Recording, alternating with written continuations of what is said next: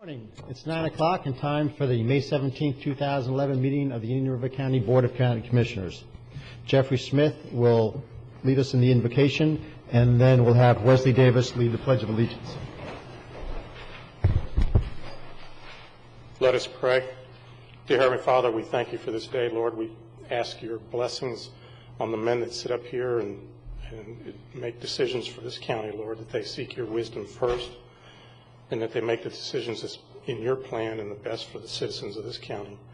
Lord, we ask a special blessing on the troops wherever they are around the world. Just protect them and bring them back to us safely. These things we pray in your name. Amen. Amen. Amen. Thank you, Jeff. I pledge allegiance to the flag of the United States of America and to the republic for which it stands, one nation, under God, indivisible, with liberty and justice for all. Thank you, Mr. Smith. Under item 4, additions and deletions to the agenda, emergency items, I got a request yesterday from Terry Schlitt to speak under public items. It's about a house which he recently purchased, but which the county is about to tear down. So I'll add that to the agenda if there are no objections.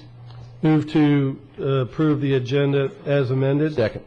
Motion to approve the agenda as amended from Commissioner O'Brien, second from Commissioner Fletcher. All in favor? Aye. Aye. Passes 5-0. Thank you, gentlemen. Next up, we have presentation by students working against tobacco, urging tobacco realtors to stop the sale of flavored tobacco in Indian River County. Good morning. I know we have Robin Dapp, and it looks like we have some other students coming up, so please come on up and introduce yourselves.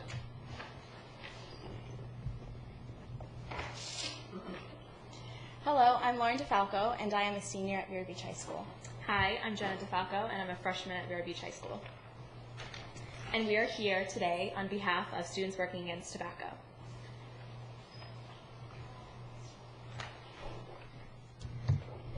So with me here today, I have this poster that shows the candy-flavored tobacco products and smokeless tobacco products, and it shows their similarities in the packaging to regular candy that is sold, and it's really showing how these products are being targeted to the youth.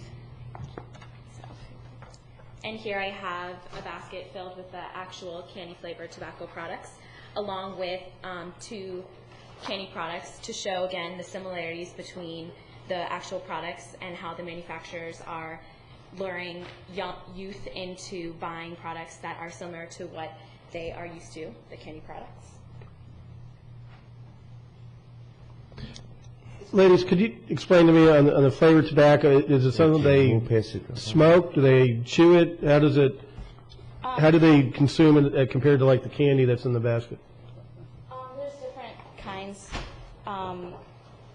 There's cigarillos, which could be smoked, but they're smokeless. Are smokeless tobacco products also. There is, okay. And there's different things that you can chew. Tobacco products. Yeah. Girls, you may want to take an inventory after we're by Wesley. I think he was trying to get the gum. Yeah. Tobacco products are the #1 gateway drugs, and research proves that the addiction process develops much quicker in younger bodies. Every day, more than 4,000 kids try smoking for the first time, and 1,000 kids who already have experimented with tobacco products become regular daily users.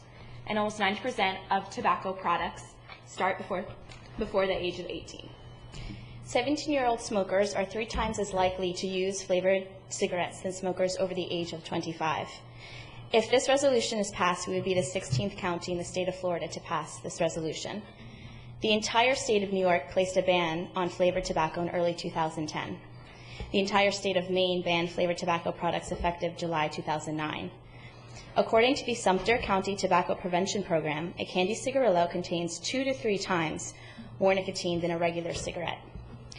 The Florida Youth Tobacco Survey says that in Indian River County, the use of smokeless tobacco products in particular are especially popular amongst middle school students. And the middle school usage rate is double the state average.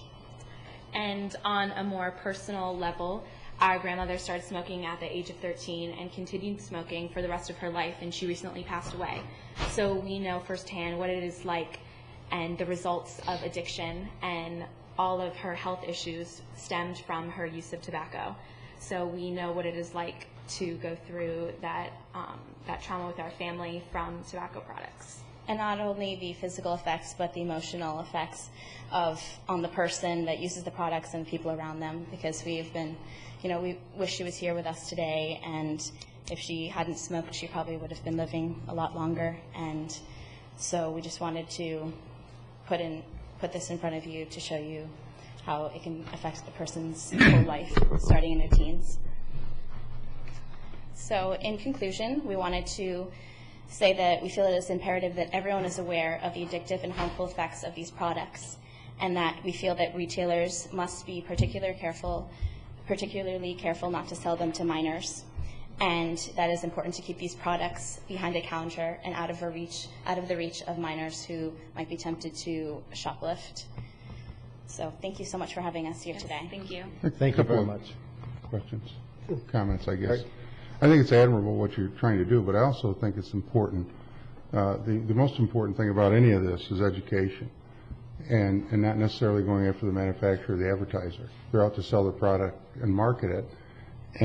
But I think education is one thing, and the other thing is I didn't hear anything about going after the candy manufacturers that are packaging their product like tobacco, like candy cigarettes and so on and so forth. And the other thing, just to put in light, and I know where you're coming from, and I do appreciate you coming here. I think it's very admirable that you do come and participate. I just wanted to throw a little food for thought in the mix, that rather than trying to control advertising, let people be responsible for making choices. It's one of the things we lack in today's society, I think, is accountability and making choices for themselves. And also the fact that when I was a kid, they had candy cigarettes and bubblegum cigars like you had in the basket. So they're probably even more guilty than the individuals packaging the tobacco. So anyway, with that, I do appreciate your coming. I appreciate your participation. I think it's good to be involved, but I think it's deeper than just the packaging and the marketing. I talked to the sheriff. I've talked to the tobacco store in town. I've talked to several police officers, school resource officers, and what they all told me consistently is that it wasn't the flavored tobacco as much that they find on the teenagers is Marlboros. I think Marlboros, Winstons, and Cools that are cigarettes and packaged. So a lot of kids are picking this that aren't marked like candy. So thank you. Commissioner O'Brien. Ladies, first I'd like to say very nice presentation. You did a great job coming before the board here, and very well done, very nice. So congratulations to both of you. I'm sure you'll have a long career in public speaking in the future. And as Commissioner Wheeler said, again, the emphasis on education I think is wonderful. The board did pass a resolution related to this, and there was two key points to that resolution. One was continued education, as you all are doing, which is wonderful. And then we also requested the law enforcement agencies, and Sheriff Lohr is here in the audience, and hopefully he was paying close attention to your presentation as well, to enforce the existing laws that make it illegal to sell any tobacco product, flavored or unflavored, to a minor. So keep up the great work. I'm sure your parents are very proud of you. Again, you did a great job, and the community's proud of you, so please keep up the great work. Thank you. Thank you. Commissioner Davis. I was going to say the enforcement side of it. Well, thank you very much. Thank you. We appreciate you coming Thank here you. today.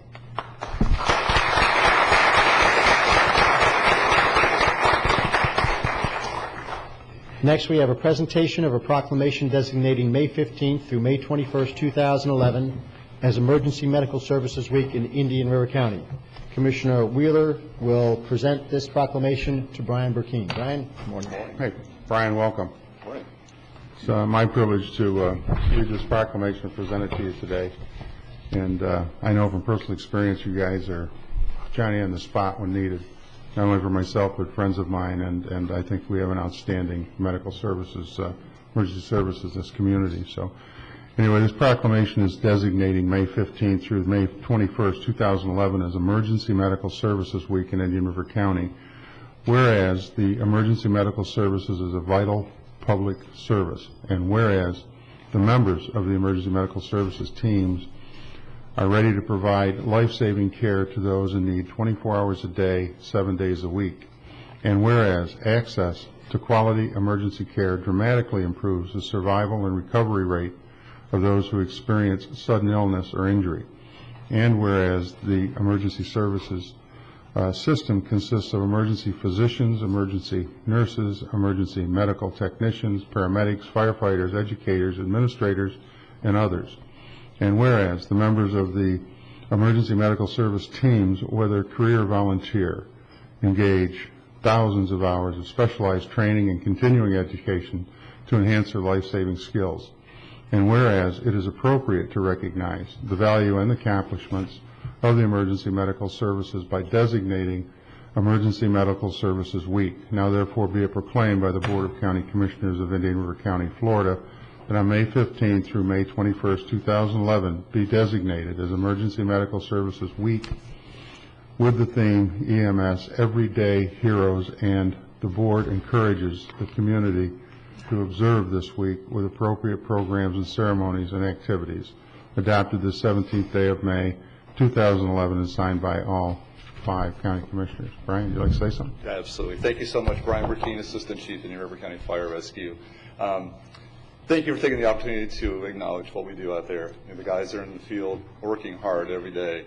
Remember back February 1st, 1989, the county assumed responsibility for EMS in this county. We've almost doubled our run numbers since that date. We are making leaps and bounds in modern pre-hospital medicine. I'd like to think that our county is on the cutting edge of what's being done pre-hospital, and we're saving lives every day. And it's not every day that the guys and girls in the field hear thank you from everybody out there. And they work hard. They make us all look good. Thanks to John King and Joe Baird for the direction that they give us. We're able to carry out those jobs every day. And I also want to go out and thank our local law enforcement community, the municipalities and the Sheriff's Department. They do help us every day, auto accidents and as first responders. And like the EMS Week proclamation states, it's not just us.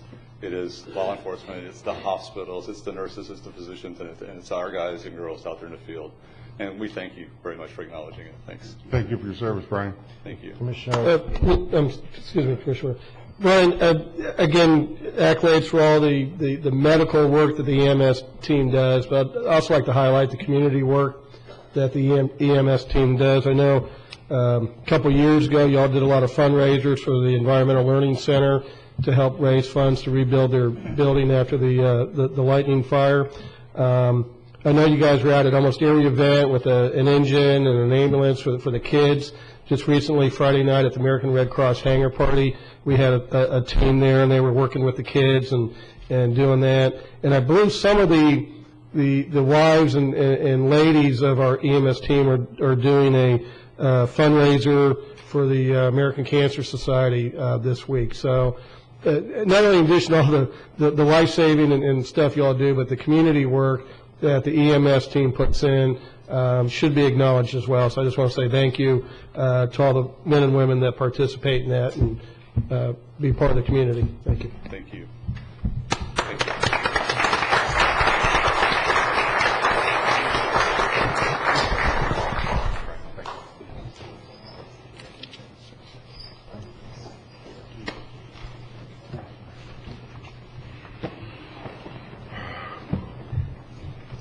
Mr. Chairman? Yes. Could the anti-tobacco students get a picture with the commission, please? They certainly could. Absolutely. Don't know why. Come on up, ladies. Yeah, don't know why. Because they're going places. I think they want their basket back, Wesley. Yeah. Come on. Yeah. Presentation. You guys want to come up? Come up here. Come up here. Cheers out of the way. We'll block that. Don't worry about it. That's easy Come on, for you to say. Right in the middle. front and center here, ladies. Come on. There you go. Great job. Thank you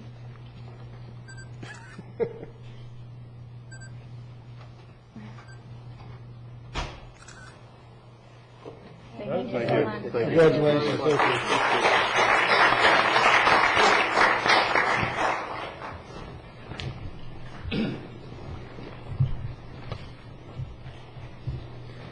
We now have the presentation of a proclamation designating the month of May as Foster Parent Appreciation Month, and I have the great pleasure to read this to Mr. Tom Marr. Sandy, just the two of you? Good morning. I'm happy to read this proclamation designating the month of May as Foster Parent Appreciation Month.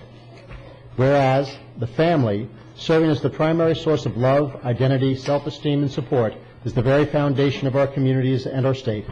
And whereas all young people in foster care need a meaningful connection to a caring adult who becomes a supportive and lasting presence in their lives. And whereas a dedicated foster family frequently adopts foster children, resulting in a greater need for more foster families.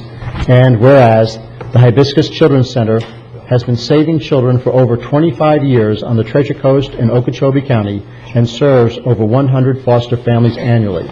And whereas Hibiscus Children's Center provides prevention, intervention, and recovery services and programs to abused and neglected children and helps to strengthen families. And whereas since 2001, the mission of the Hibiscus Children's Center Foster Parent Program is to recruit, train, license, and relicense foster families on the Treasure Coast in Okeechobee County. And whereas the Hibiscus Children's Center provides critical support to these foster families who have committed to giving abused and neglected children a safe and loving home. Now, therefore, be it proclaimed by the Board of County Commissioners of Indian River County, Florida, that the month of May be observed in Indian River County as Foster Parent Appreciation Month, adopted the 17th day of May 2011, and signed by all 5 members of the Board of County Commissioners. Good morning and welcome. Good morning. Thank you, Chairman Solari and County Commissioners, Mr. Baird, Mr. Blackwich. It's a pleasure for me to be here today with Sandy Devine. Sandy is our foundation president. We are so appreciative of your collective support, your individual support. You each have a booklet called the 25th edition, which reflects on the history of Hibiscus Children's Center from the day that Levon Tilton founded this back in 1985 to today's date. As mentioned, we serve over 1,000 children and families every month across this region. It begins with prevention all the way to residential services. One of the personal goals I have had this year is to talk all throughout our community and really make this analogy. For the abused, neglected, and abandoned child, we are like the emergency room of the hospital. We are the crisis center where the children who have come to us with very, very serious needs require strengthening, nurturing, and sheltering. So as we reflect on these 25 years of success, I encourage the entire community to visit our website at hibiscuschildrencenter.org. If you are interested in being a foster parent, this is an ideal time for you to get involved because there continues to be a strong need for children to have a loving home with positive role model parents. And I'd like to defer to Sandy Devine. I just want to thank you for your recognition and support. Hopefully most of us had upbringings where our homes were happy places to be, and again it's honorable of you to recognize us today, and we are pleased at Hibiscus to be able to intervene in these nasty situations and provide safety for children and show them that it is a beautiful world. And on the behalf of the Board of County Commissioners, I'd like to thank you for all the work you do at the Hibiscus Children's Center. It's a tremendous place and a tremendous resource and asset to our community, and it's certainly a great time to recognize foster parents. I mean, all those who actually have a calling for this, I think it's tremendous. It's sometimes beyond me that somebody with no biological connection can just go out, especially time after time, and bring needy children in and provide a service which you point out in this proclamation is absolutely needed. I mean, I'm in full agreement. I think what the commissioners here are that the family is the foundation of our community, and the family is often in the last year seems to be undermined some, but the work that the Hibiscus Children's Center does and these foster parents do to rebuild that, especially for these neglected children, is tremendous, and everybody involved ought to be applauded for their work. Thank you. Thank you. Commissioner Davis. No, this is, of course, obviously a wonderful organization, and I can remember a day whenever it was not in Indian River County. Started in Martin County. Right. And in fact, I see Mr. Carlin Daniel out there. We used to do the art auction at the country club in Martin County at Martin Downs.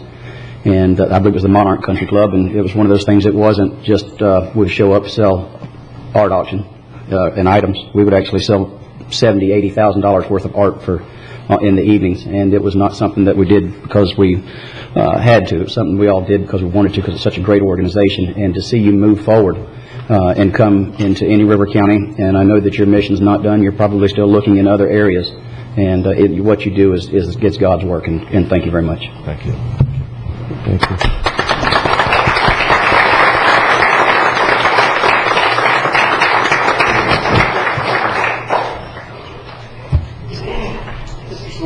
Did they come up like the other? They sure can. We'll do the shit thing.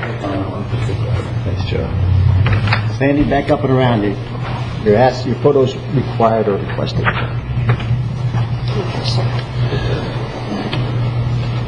How come they never want just us? I don't know.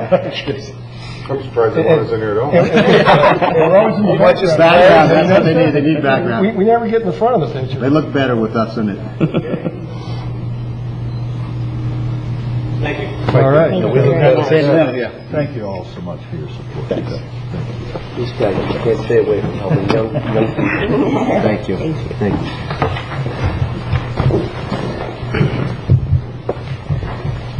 We now have a presentation by Barbara Schlitt-Ford, Executive Director of Youth Guidance, announcing the 34th Annual Tropical Night Luau to benefit Youth Guidance Mentoring and Activities Program. Good morning, Barbara. Good morning. Thank you. I just wanted to take this opportunity to make sure that everybody does know about this traditional annual event that we have.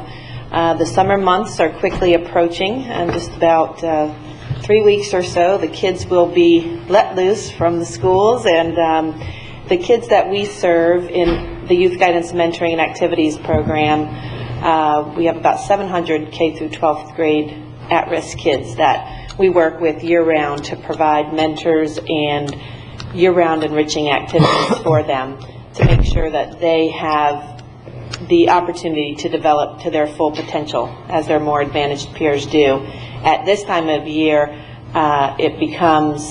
we become really critically aware of the need for them to be kept engaged over the summer months. The studies all show that children that are not kept engaged in positive activities over the summer months regress, not only recreationally and socially, but academically. And the kids that we serve are the ones that did not get what they needed from birth to age 5, that already started out behind the 8 ball when they began school. And so it's really important for us to make sure they're not regressing, but in fact progressing over those important summer months.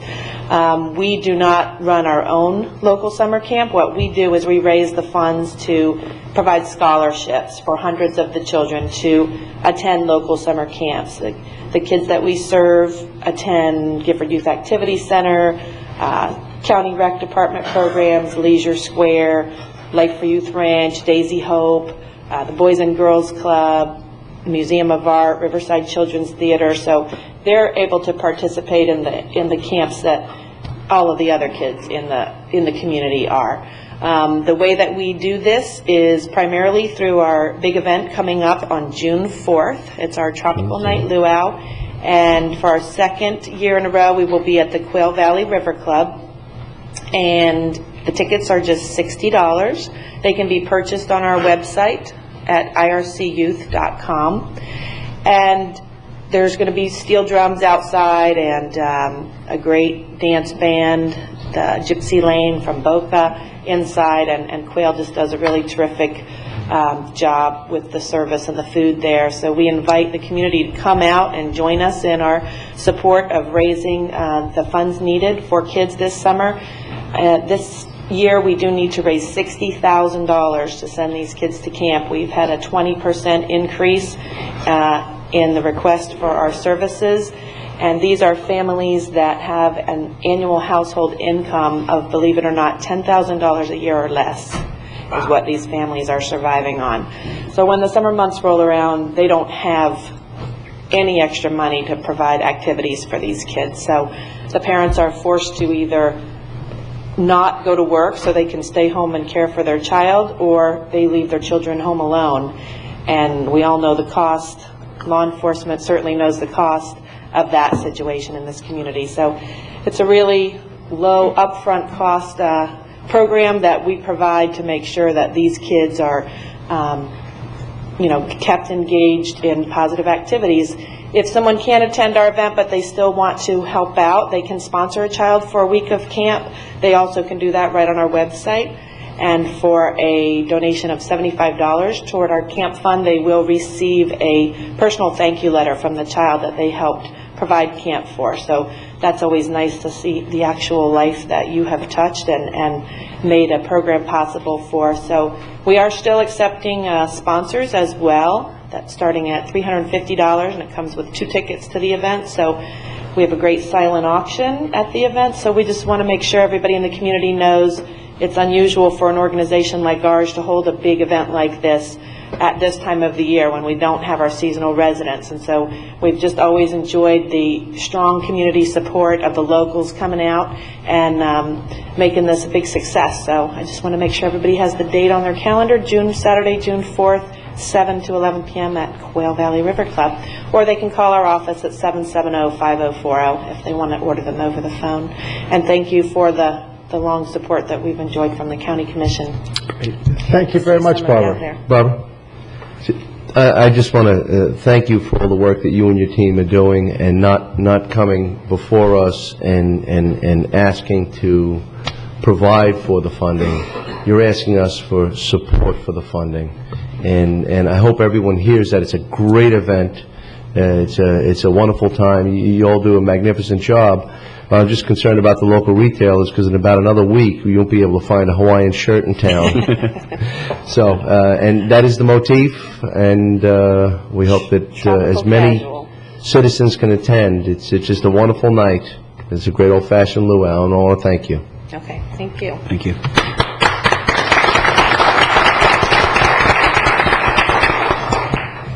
We now have the approval of the minutes of the regular meeting of April 12th, 2011. Move to approve. Second. A motion from Commissioner Davis, a second from Commissioner Fleischer. All in favor? Aye. Motion passes 5-0. Next up, we have the consent agenda. Would anybody like any items pulled from the consent agenda? Move approval. Second. We have a motion to approve from Commissioner Fleischer for the consent agenda as is, a second from Commissioner Davis. All in favor? Aye. Consent agenda passes 5-0. We now have public items, and there's one public item, and it's a public hearing on a pain management clinic ordinance. Mr. Polakwich will lead us in this. Yes, Mr. Chairman. As you know, this process with respect to pain management clinics started last year. This board passed first an emergency moratorium and then a longer-term moratorium for a period of 12 months beginning June 8, 2010 on the issuance of business tax receipts to pain management clinics. That moratorium has been in effect since then. It will expire June 8, 2011, and in anticipation of that happening, we have been directed by the board to come up with a more permanent ordinance regulating pain management clinics. We began that process last fall, meeting with community groups, getting ideas, getting comments. We started preparing draft ordinances, went back to the community group for further comment, further input, and eventually ended up with the proposed ordinance, which is in front of you today. That ordinance was previously in front of you on April 12th, at which time you generally approved it, directed that it move forward toward adoption. On May 2nd, we published public notice of the hearing today, to be held today on May 17th. In between, as you know, the state legislature on May 6th passed new legislation. I assume the governor either has signed it or will sign it. I know he has indicated that he will sign it. If that legislation goes into effect, it will go into effect on July 1, 2011. I made the decision to go forward with the ordinance as we have it right now, with the notion that, assuming the state legislation goes into effect July 1, that we will revisit our ordinance at that time and make it consistent with state law. So you have the proposed resolution in front of you. I do want to point out that we've taken great efforts through the process to keep the community that's interested in this issue informed. I checked this morning, and we notified approximately 40 different groups or entities of today's hearing directly, and it's that same mailing group that we've been in contact with throughout this process. I also should mention that I was handed a letter this morning from the Indian River County Medical Society, which reads as follows: the Executive Committee of the Indian River County Medical Society has reviewed the proposed ordinance for pain management clinics, which is on your agenda for public hearing on May 17. We are strongly in favor of controls of pain clinics in Indian River County and believe the proposed ordinance is an excellent beginning. The Medical Society applauds and supports the efforts of the Pain Management Clinic Task Force for its diligent efforts to protect the public health interest of residents in Indian River County. That's signed by Dr. Nancy Baker as president of the Indian River County Medical Society. The ordinance, let me step back and say, we probably reviewed 25 different ordinances from other counties, municipalities, etc., and set out to come up with an ordinance that we thought sent clearly a very strong message that if you want to run an illegal pain management clinic, you're going to have trouble in Indian River County because we're going to fight you back. On the other hand, if you want to run a legitimate pain management clinic in Indian River County, we want you here and we will cooperate with you. So with that in mind, we set out in our ordinance to, number one, set a long list of prohibited activities. So anything that's out there that the illegal clinics might be doing, we have declared that a prohibited activity. We've created a permit system so that if a clinic engages in prohibited activity, one of the remedies available to us will be to pull that permit, and therefore they cannot operate after that. The same system basically exists with respect to the issuance of business tax receipts. In a small way, we tried to regulate pharmacies that were involved in this activity by limiting the amount of controlled substances that they could dispense as a percentage of their total medications that they dispense. We created enforcement mechanisms. We created a method for this ordinance to apply within municipalities if they so elect. And we've also set a process for cooperation between the county and the municipalities, so we will have an effective, consistent, and uniform system throughout the county. I'm happy to answer any questions. I will divert for a second, if you would like, and address some of the changes that just came up in the legislation passed about 2 weeks ago. And I'll go through those briefly. But number one, the legislature changed the definition of pain management clinic. This is the third time we've had legislation, 2009, 2010, and 2011. Each time the definition has been changed. But in this case, I don't think the change is going to be significant. It's not really going to change much. Standards of practice were created for physicians practicing in this area. Pain management clinics are still required to register very significantly, and this will present an issue for us before we're done with this issue. Not today, perhaps, but in the future. The state legislation created exemptions from the clinic registration and the standard of practice standards for what I will call fellowship trained or board certified pain medicine physicians. And it's a little bit unclear. Obviously, the legislature was taking the position that if you are fellowship trained or board certified in pain medicine, you are committed to that career, presumed legitimately, and therefore the state does not need to regulate you to the same extent as those not fellowship trained or board certified. That's something we're going to have to think through before we're done with the process, whether that is accurate or whether it's creating a possible loophole through which fellowship trained or board certified physicians might operate improperly. Some very extensive facility requirements were established: infection control, health and safety requirements, quality assurance requirements, data collecting and reporting requirements. Stiffer penalties were imposed for violations. If a physician violates these provisions, they can lose their license for not less than 6 months. They will face a civil fine per violation of not less than $10,000. On a criminal side, there are still third-degree felonies. The other thing that the legislation did was it expanded out to pharmacies, which really were untouched in the prior legislation, and created reporting requirements, standards for avoiding fraudulent prescriptions, things like that, record-keeping requirements. And they also moved into the distribution area, which again was largely untouched previously. Those companies that distribute the controlled substance medications to the clinics, to the pharmacies, and they would report those situations where an unduly large amount is going to a otherwise small clinic. So it's a broader approach, stiffer penalties, but creating that significant exemption that we talked about before. My intention is, if you adopt the ordinance today, sometime between now and July 1, we will compare our ordinance to the July 1 legislation and come back to you with changes as required. So at that point, I'll stop talking and ask if there are any questions. Mr. Chairman. Commissioner Davis. Yes, Mr. Blockwich, my question would be, if there is a state ordinance, then why would we have our own? Well, I think that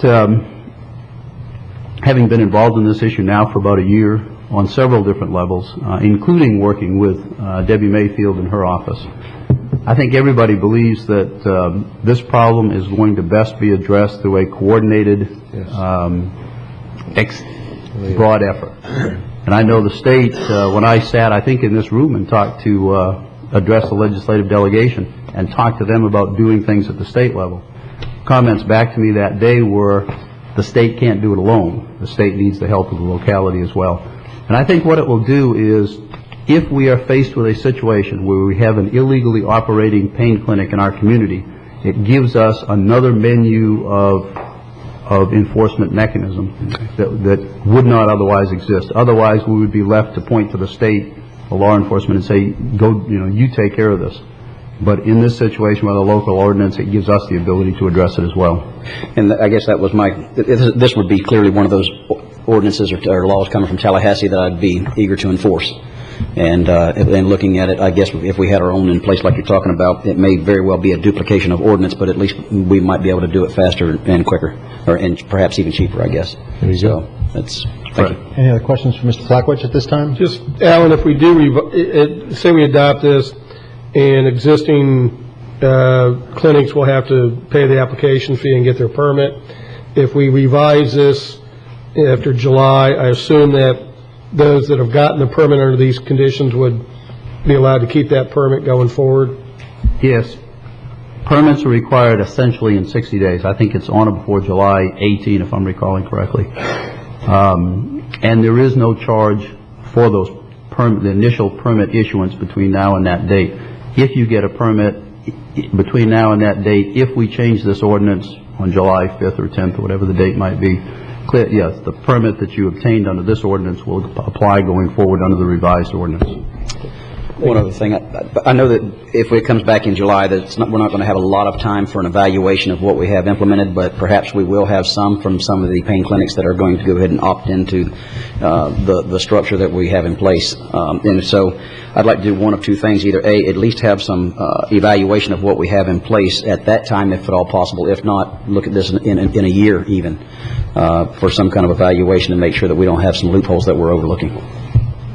I would point out one kind of tricky situation that's going on here is right now under this ordinance, all pain management clinics are required to get the permit, which mirrors up with state law, which currently requires all pain management clinics to be registered with the state. Come July 1, assuming state law does go into effect, as I mentioned, there are then exemptions on the registration piece for board certified or fellowship trained. If there isn't a pain clinic out there right now that is owned and operated by fellowship trained physicians, for example, they probably will not register between now and July 1, waiting to see if we repeat the state exemption in our revised ordinance. But it still gives them time until July 18 to apply without paying a fee. So if we choose not to follow the state exemption, it still gives them, excuse me, an opportunity to go ahead and register before July 18. So that's just something that's going on that I'm thinking about in the back of my mind. Any other questions for the moment of Mr. Polakowicz? There being none, this is a public hearing, and I will now open the hearing for public comment. Anybody from the public wish to speak on this issue? One more time. Anybody from the public wish to speak on this issue? Come on out, sir. Name and address for the record, please. My name is Robert Segala, and I live at 2035 Ocean Road Circle. And I have direct experience through a family member that has difficulty with addiction to OxyContin. And I spoke to Commissioner Wheeler and the Sheriff Lohr about a year ago that I asked them to strongly support controlling these pain clinics. And what I just heard from Alan Polakowicz concerns me greatly about this exemption. And I think that the county needs to close that loophole because there's going to be a lot of people that are going to fall through that crack on the state level. And I urge you to be as strict as possible, because not only has my family experienced very difficult times with OxyContin, but I know many other families too, where perfectly good kids have been, their lives have been set in turmoil. And to allow these people to profit, and I know our governor is pro-growth and pro-business, but the destructive nature of what these businesses do is very hard to calibrate in human the effects on human beings, and the inability for people that are addicted to OxyContin to be supportive members of the community. And I think that you need to take that into consideration when you determine the effects of what these pain clinics do. Quite frankly, if it were up to me, I would eliminate OxyContin from all pain clinics and allow them to use other pain medications.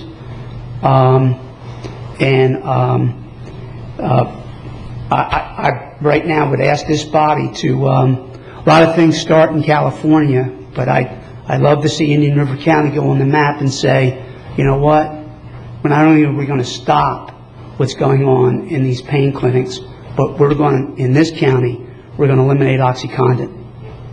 They can have their clinic if they follow our regulations, but they can't have OxyContin. And that's basically how tough I think we need to be. I appreciate your time. Thank you for your comments. Anybody else from the public want to speak on this issue? There being nobody else, we'll close the public hearing. Mr. Chairman. Commissioner Fletcher. Move forward staff's recommendation and this fine document for the local ordinance regarding pain management clinics. Second. We have a motion to approve and go forward with staff recommendation from Commissioner Fletcher, a second from Commissioner Wheeler. Any other comments? Mr. Chairman. Commissioner Davis. I would like some kind of an evaluation in a year to try to address what Mr. Segal, I mean, it very well could be, I don't know where the state's going to wind up, but more importantly to evaluate it after a certain period of time. And then, as far as that loophole, Why don't we take this and we'll come back and you make a motion on that? Okay. That's okay. I'm good with it. Any other comments on the motion on the table? All in favor? Aye. Passes 5-0. Commissioner Davis. I move that we reevaluate this, not just in July, after what we're talking about, but also in 1 year. And then, Mr. Polakowicz, if we could direct the county attorney to look into the exemption and see if our local ordinance can be more restrictive than the state statute. I know that sometimes we run into issues with that, but I'd like to know whether or not we can or cannot address that issue here locally. I'll second that. Any comments on the motion from Commissioner Davis? All in favor? Aye. Motion passes 5-0. Thank you very much. Next up, we have under public discussion items, we added Terry Schlitt, who wants to speak on an issue. Terry, good morning. Your name and address for the record, please. Good morning. My name is Terry Schlitt at 6316 7th Street. The issue that I present before the board is a house that was vandalized a few years ago. It was burned and the fire was put out. Most of the structure currently remains. I took possession of this house on last Friday was when I found out about it. I made a whole bunch of calls to the building official and found out it was scheduled to be demolished shortly. The contract has already been awarded to a contractor, and it's on a list of 3 other homes to be demoed in that area. And I was hoping that I would be able to get an evaluation from a structural engineer, prove that the walls and the foundation are still structurally sound, and be able to rebuild the house and avoid a large cost of tearing down completely and basically filling up our landfills with a little bit of unnecessary waste, and hopefully be able to rebuild this house without full demolition with the structural engineer's recommendation. Terry, can you give me the address of the house again? The address is 8715 103rd Avenue.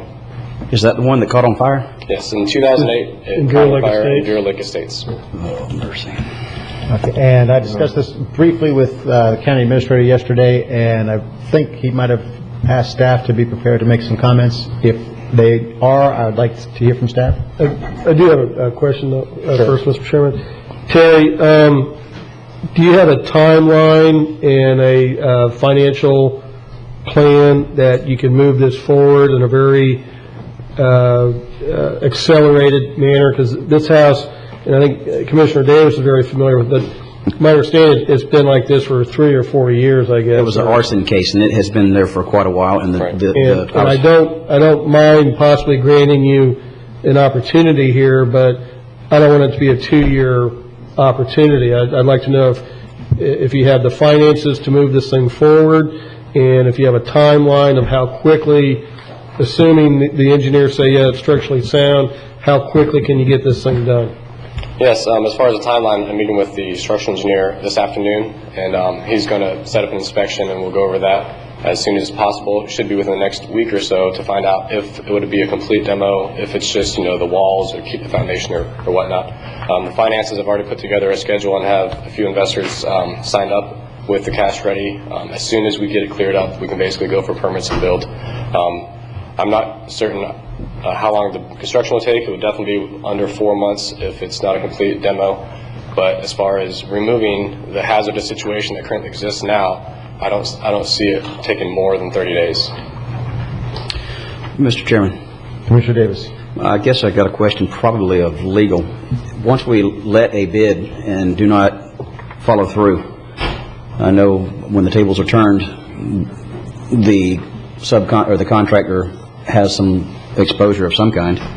If they don't follow through once they are the successful bidder, where does that leave the county? Have we entered into a contract on these?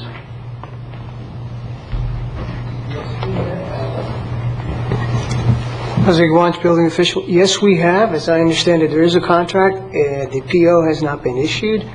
Jerry Davis would probably have a little more information on that. Tell me what that means. I know what a PO is, but when you say it hasn't been issued, does that mean that we've started or not?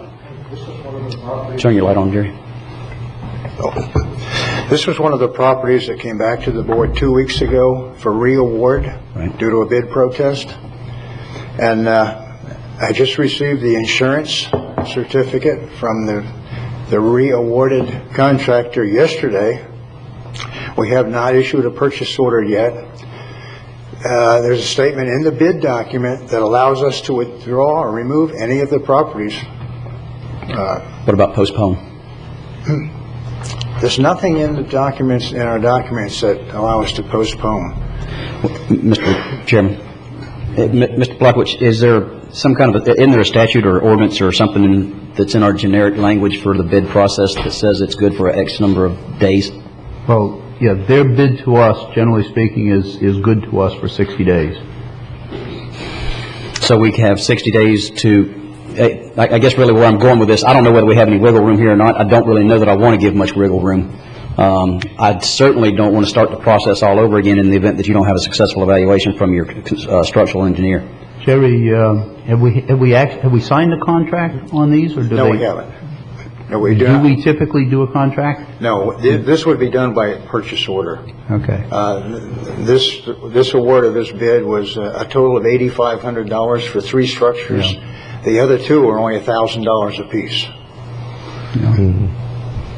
So my initial thought is a dialogue with the contractor may resolve the issues you're talking about, particularly if it's a contractor who, does this contractor regularly do business with the county? No, this will be the first time he's done business with the county, and he's You're not making this easy, Jerry. I don't think he's going to want to come down here and do the other 2 for $1,000. Yeah, and I think that's the problem. You've got 3 bundled together. That bid was based on 3 bundled together, so you may find yourself.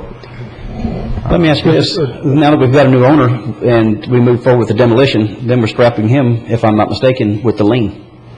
Is that correct? Yeah, there will become a lien on the property, and that the owner of the property will be faced with that lien. Congratulations. You could talk to the contractor about delaying the process. We could probably delay it a week, maybe, or it's going to have to be 2 a week. We could maybe delay it a week before we issue the purchase order, I think, now, since he just gave us insurance. And then readdress it next week if you would like. But that only gives them a week, so. That's about, I think that's about as far as I can go right now. I want to try to help you out, but this thing, I hear about it and have heard about it and going to hear more about it for a week, but I think the community would rather see a family in there than a torn down tax lien on a piece of property that you have, so, or not tax lien, but a construction lien.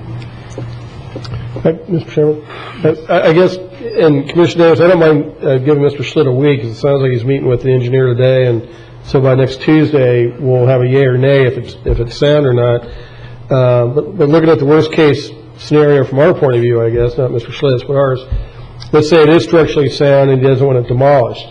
Then we have the issue with the bid, and the contractor may not want to do it for the 2 smaller items. So how do we resolve, I mean, looking a week ahead, how do we resolve that, assuming the building is structurally sound? That's a good point.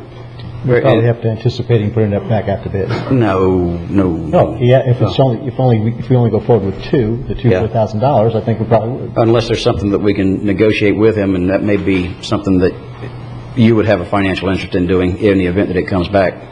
There's a whole bunch of moving parts here. My main thing is I do not want to stop the process on not just this one. I don't want to stop the process, but the rest of them that we've got. I mean, these aren't easy to do. We don't take them lightly when we have to go in on private property, go through the legal process to be able to abate a code issue like these.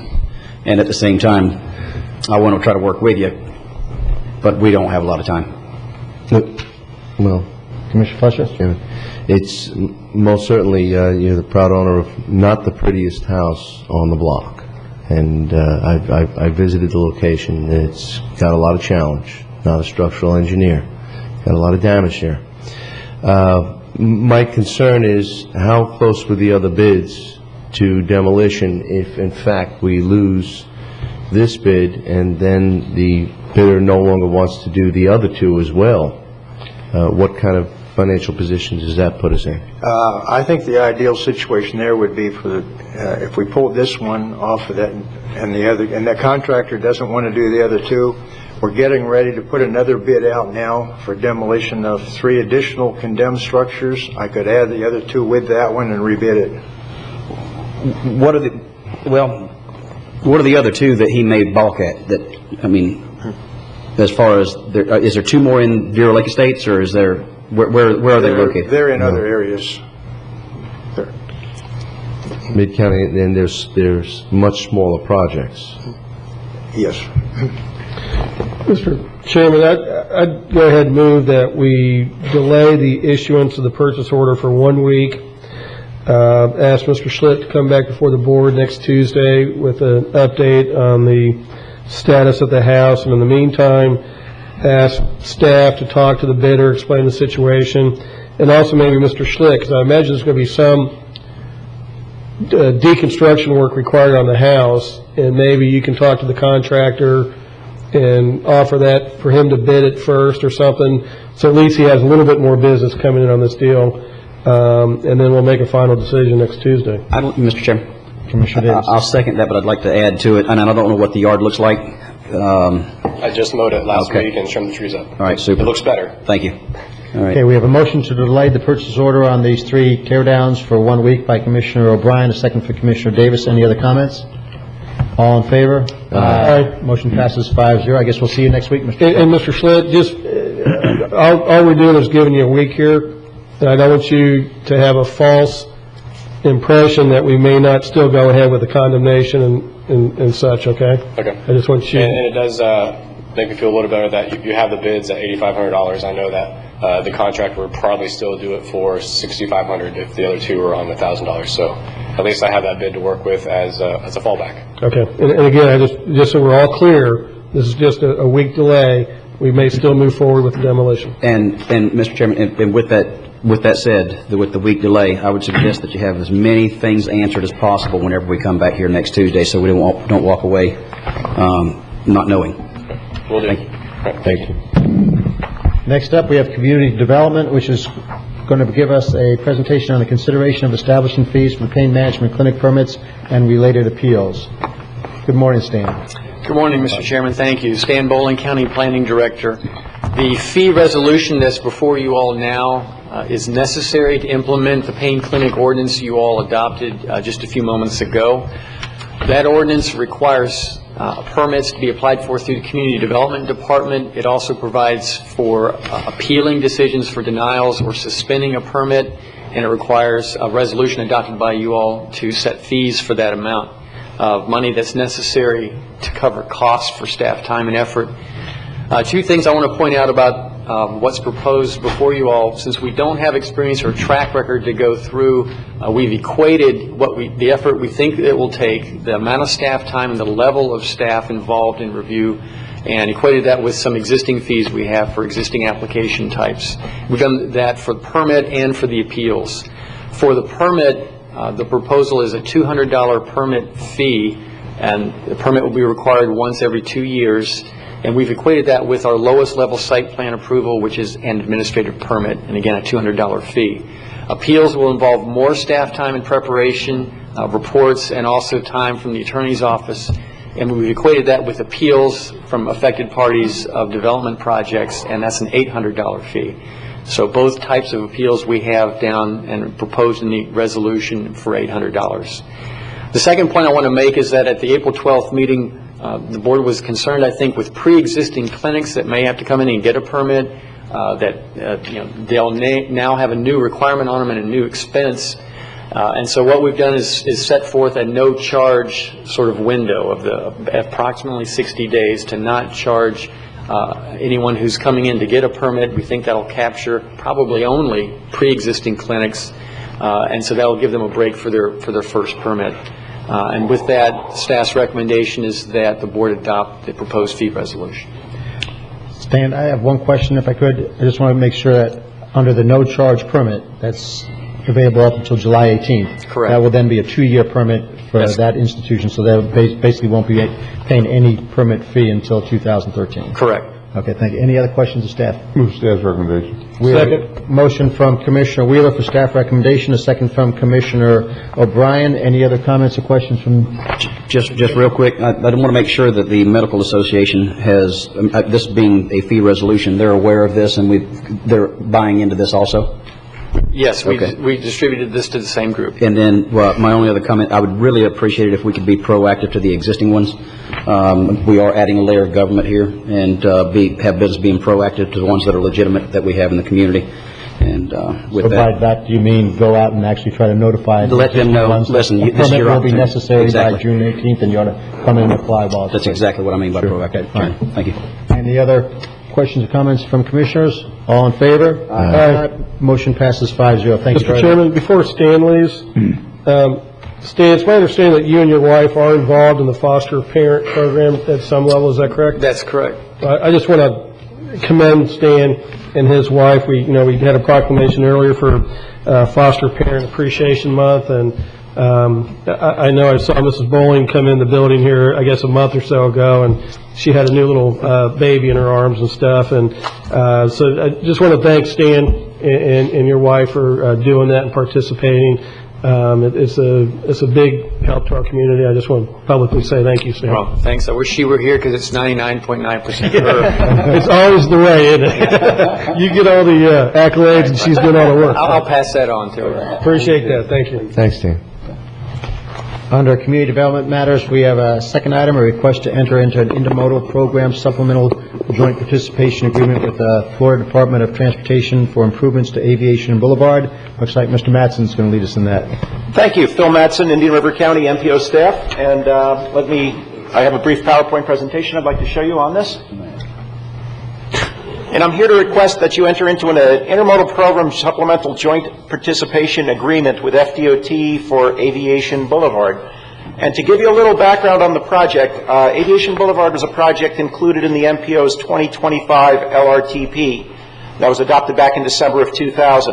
And our LRTP process has worked very well here in the county. We're right at the point where we're evaluating some of our previous LRTPs, 2020 and whatnot, and we've done a real good job at Public Works. I think the county should be commended in making the improvements we need to maintain our level of service. So this was one element of that plan going back a few years.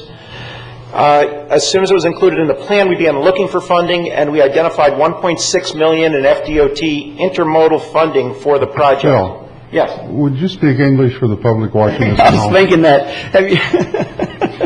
Okay, we got money for it.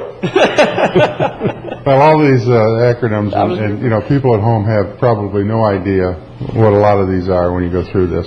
Okay. Actually, Phil, that request was for Commissioner Wheeler. Yeah. So he would understand what you're saying. We really understand you, Phil. Appreciate all your work. Okay. How do I put this? Dumb it down? No. I will debureaucratize it.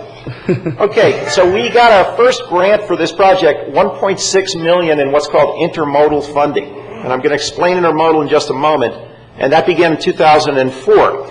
And on the heels of the grant, we entered into an interlocal agreement with the city of Vero Beach to begin developing the project. And under the terms of that agreement, the widening and improvements to aviation east of 43rd Avenue would be undertaken by the city, with part of the funding to be borne by FDOT in the intermodal grant, part to be undertaken through impact fees. And the county would look at what it could do to remediate 26th Street west of 43rd Avenue. Intermodal literally means entering between modes of transportation. So it is a grant funding source reserved for roads that serve airports and seaports, etc. It also has to incorporate design features for people to walk, to ride their bikes, bus pullouts if there's a bus system on it, etc. And big cities have used intermodal funds from DOT. It's one of about 175 separate pockets of money that they have for a long time, and we hadn't. And we made some inquiries, and we found out that it's not just for commercial airports, that we can use it to improve roadways to general aviation airports. And as such, FDOT was cooperative in granting us those funds.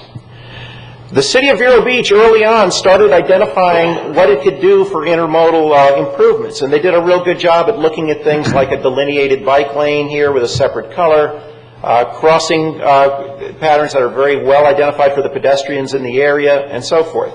So these features were incorporated into that original design. We began running into a couple of concerns, however, with the project once we began undertaking it. And the first concern was cost increases. The design contract that we had entered into actually exceeded what we had included in the agreement. And in the agreement, we'd anticipated about $600,000 in design and surveying and related costs.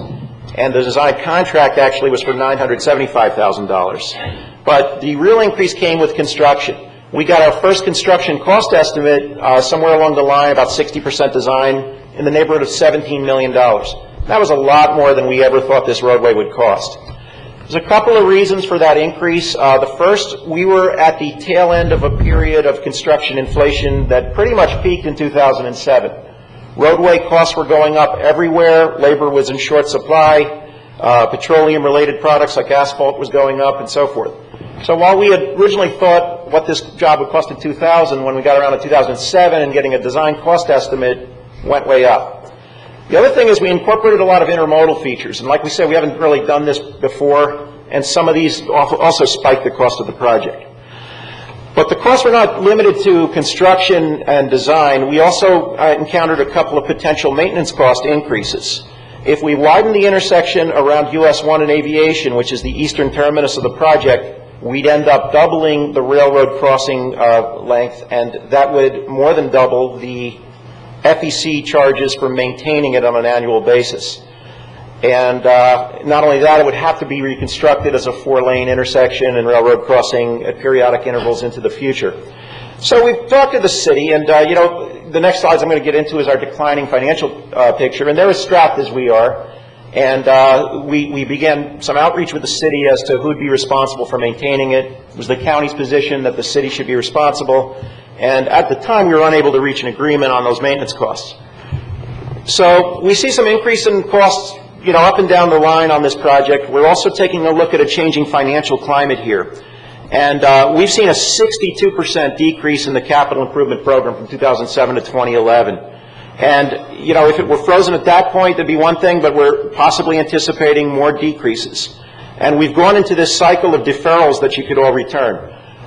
It's sort of like a football conference in reverse, in that we've winnowed down about 20 projects to 12 and called it the Big 12, then the Big 10. Now we're down to the Big 8. And the threats to the county's capital improvement balance might even jeopardize more deferrals of some of our projects that we already have. And some of those projects are needed. They have concurrency issues associated with them. Now let's take a look at the demand side. And unfortunately, we see reduced demand on the roadway as well. And this kind of ties in very closely to the declining financial picture, because a lot of the demand is generated by development, and a lot of development is slowed down, and with it the impact fees. But we've gone from 696 peak hour trips, where we're triggering our threshold of about 80% capacity on aviation, to 608 in 2011. So we've seen declining demand, a reduction in vested trips, and probably more importantly, a reduction in area activity. And this is the famous MPO development map. I've seen it on some walls upstairs. We've got every shade of purple there is here to show what the development is that's coming up. And this is our 2006 map. And as you can see, the Aviation Boulevard corridor, which is kind of right in the middle of this slide, really had a lot of residential development on it. And I added a commercial development that was proposed at one point here to show that. And we'll dissolve into today's map. And we've increased the font sizes to make up for our compensating, you know, our loss of eyesight and so forth. But the bigger picture here is not that, it's the lack of purple on here. We've seen things like Heritage Reserve, 800 homes, basically suspended or put on hold or even eliminated at this point. We've seen a lot of other things. There was a Patel subdivision south of 60. We've got a lot of townhouse development along the western corridor side of aviation, which is stalled.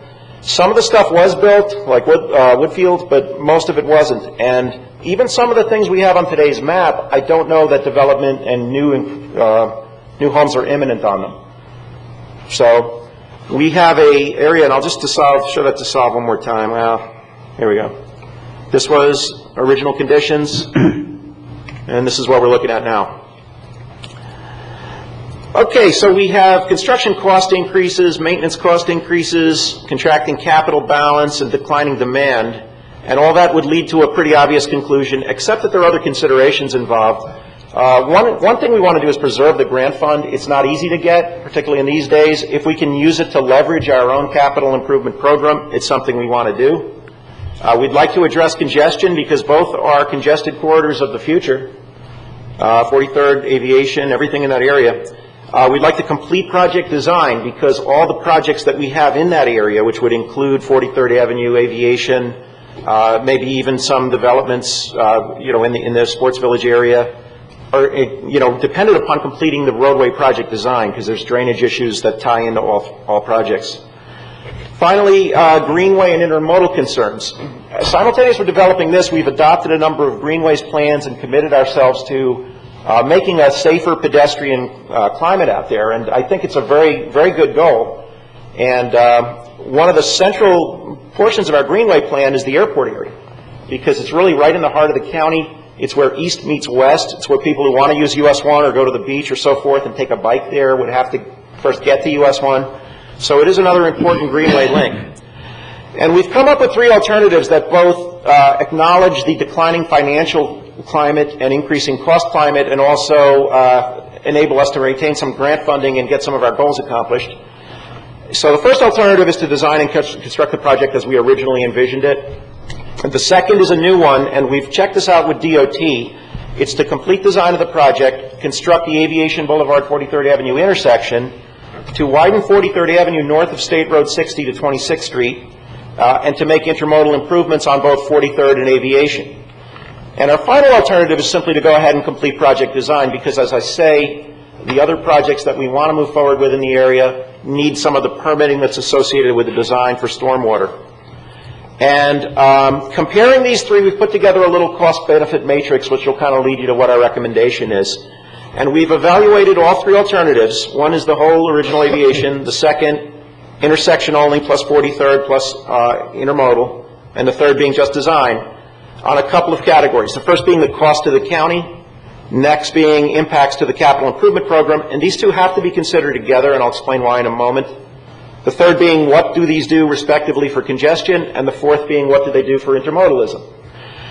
And in terms of cost to the county, although on its face it appears that just completing the design is the least financially impacting alternative of the three, actually, if we were able to shift some of the funding to one of our higher Big 8 priorities, namely 43rd Avenue widening, that makes DOT participation to the tune of almost $4 million possible in our capital improvement program, and leverages, it takes the burden off the county, at least to that degree, to go ahead and add that funding. Of course, some funding would still have to go to aviation intermodal improvements, but it's a responsibility we are anticipating paying for now, and under alternative 2, we would get some state help with it. So we think in terms of cost, alternative 2 is probably the best way to go. And, as I said, it's not an encouraging financial climate right now, and I don't know what the prospects are of it getting better to the impact fee balance. In terms of congestion, I think there's benefits to both doing aviation and 43rd, so this is somewhat of a wash. Under the aviation program, we would also do the intersection with US 1, the intersection of 43rd. Under the alternative 2, we do the intersection of aviation and 43rd. There's definitely congestion benefits to both. Both are long-range plan priorities. 43rd is probably a higher priority in terms of immediate short-term concurrency. And in terms of intermodal benefits, I think alternative 2 is probably preferred, because it would not only get grant money to help with the Aviation Boulevard sidewalk gaps and so forth and multi-purpose path, but it would enable us to use that money for 43rd Avenue intermodal improvements as well. And there have been some, fairly well-publicized incidences there on 43rd, and it's something we really want to be aware of and see what we can do about. So for those reasons, and going through the analysis, I think alternative 2 is our preferred alternative here at the county level. This is just sort of a repeat of those anticipated outcomes, and as I'm told at home, I repeat myself enough as it is, so I'll go through this one quickly and get to the recommendation. And it's really a three-part recommendation. We want to approve the intermodal program supplemental joint participation agreement for an additional $2.4 million from FDOT. Select alternative 2 among the three alternatives, and authorize staff to enter into a revised interlocal agreement with the City of Vero Beach. Now, on the JPA, I think it's pretty imperative we take action on it. Money not utilized is being swept into the statewide pool. It may not return. DOT has asked us to take action on it pretty soon. They've given us some flexibility with the use of those funds. And, I do want to say this is fundamentally a cost issue. I really wish we could maintain the kinds of balances we once did and proceed with this and all the projects. I want to thank the city. I think they've worked very hard on this and are helping us complete toward design. And I want to thank DOT, because they've partnered with us on this, transit, and a lot of other stuff. And especially Public Works done a real good job on these things. And if there's anything to add? Thank you. Commissioner Davis. Yes, Bill, nice presentation. Yes. But my question is whenever we're talking about doing 43rd and the intersection in this project and with alternative number 2, what does that do from that entire section between 26th, Walker Avenue, and State Road 60? That is a part of this. Under correct? alternative 2, that's part of this. We would Okay. widen it and use some of the DOT funds to leverage existing county money we're committing to that piece. And that would, but it wouldn't do anything on the other side of State Road 60 south on 40? No, I don't think DOT, they think that would be a reach in terms of its intermodal function serving the airport and related industrial areas. Okay. But it is some help, and maybe that could be leveraged by budget into, passed down the line for other segments of the projects. Okay. And about the only other concern that I have, there are actually two of them. One of them is there anything that we could do to put a left, if you're traveling westbound on Aviation Boulevard from US 1, when you get to the bridge here to come into this facility, is there any way we can put a southbound turning lane? I don't know of another organization that would be able to put in a facility the size that the government has here and get away with not putting a turning lane in. And I think that really, if we're going to impose that on private businesses, we really ought to at least consider doing it. Should have been done probably a long time ago. It's dangerous.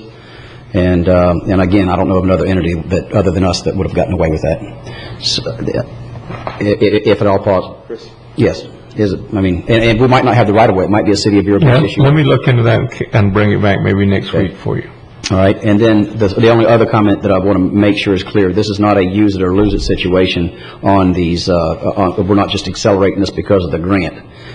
In my opinion, that whole issue, as we continue to have activities out there, I saw it at the Sports Village the other day. As with the more activities we have out there, you see a lot of people going to hotels back and forth, and whenever they let out in those bursts, it makes it so that it gets very congested, and something needs to be done right there on 43rd and State Road 60. Okay. Any other questions for staff? Commissioner Wheeler. Yeah, I agree with everything. I agree with everything you said. My concern is, and not to delay this project, but something I think we need to figure in is that portion of 26th Street between 43rd and 58th, where you're going into a wider road on the west side, and you're widening the road, the intersection on the east side, and we're really creating a true funnel effect where you're coming in, and that section of road between 43rd and 58th Avenue on 26 is extremely narrow, no shoulder, poles right next to the pavement, just about within feet. How close are, we've got to do something there. We're going to have a lot more serious accidents there in the future. Yeah, I know Public Works is working on it, and there's a lot of challenges to it. Another take on 43rd Avenue is it might get traffic to bite off of 26th, take 60, and then take 43rd up and circumvent that neighborhood. If it's a nice wide 4-lane road with turning radiuses that trucks might like better and they're headed to the airport warehouses, part of the intermodal funding is because it was a freight route. But your point's well taken. I mean, we're widening some and a lot of that's still have a funnel effect to the back door of the mall too, down 26. So the traffic there is getting heavier in that section. But it is I know I see the county out there probably every couple of months rebuilding the shoulder, which helps. So when cars drop off, they don't hit a pole or a tree. Yeah, actually, Bob Keating, County Community Development Director. We looked at some conceptual designs a couple of years ago and looked at the opportunity of filling the canal on the south side and trying to avoid some of the houses. But even then, we would need to take, I think, several of the houses. Going north, we get a number of houses there, so it's a really expensive piece of improvement that we'd have to do, and just to move the poles to get them out of almost the travel way where they are, the right-of-way needs to be acquired. So it's a difficult situation that we were looking at proceeding with before the downturn really hit, and while Heritage Reserve was still in play. It's definitely a project that we want to do. We want to do sometime in the future. We realize it's important. It's a safety issue out there. But right now, it's not envisioned currently in the plan or with this proposed alternative. We're going to see if anybody from the public would like to speak on this issue. Mr. Johnson. Name and address for the record, please. Bob Johnson, Corwin Subdivision. This 26th Avenue, and first of all, I agree with what they're doing with the widening of Aviation Boulevard.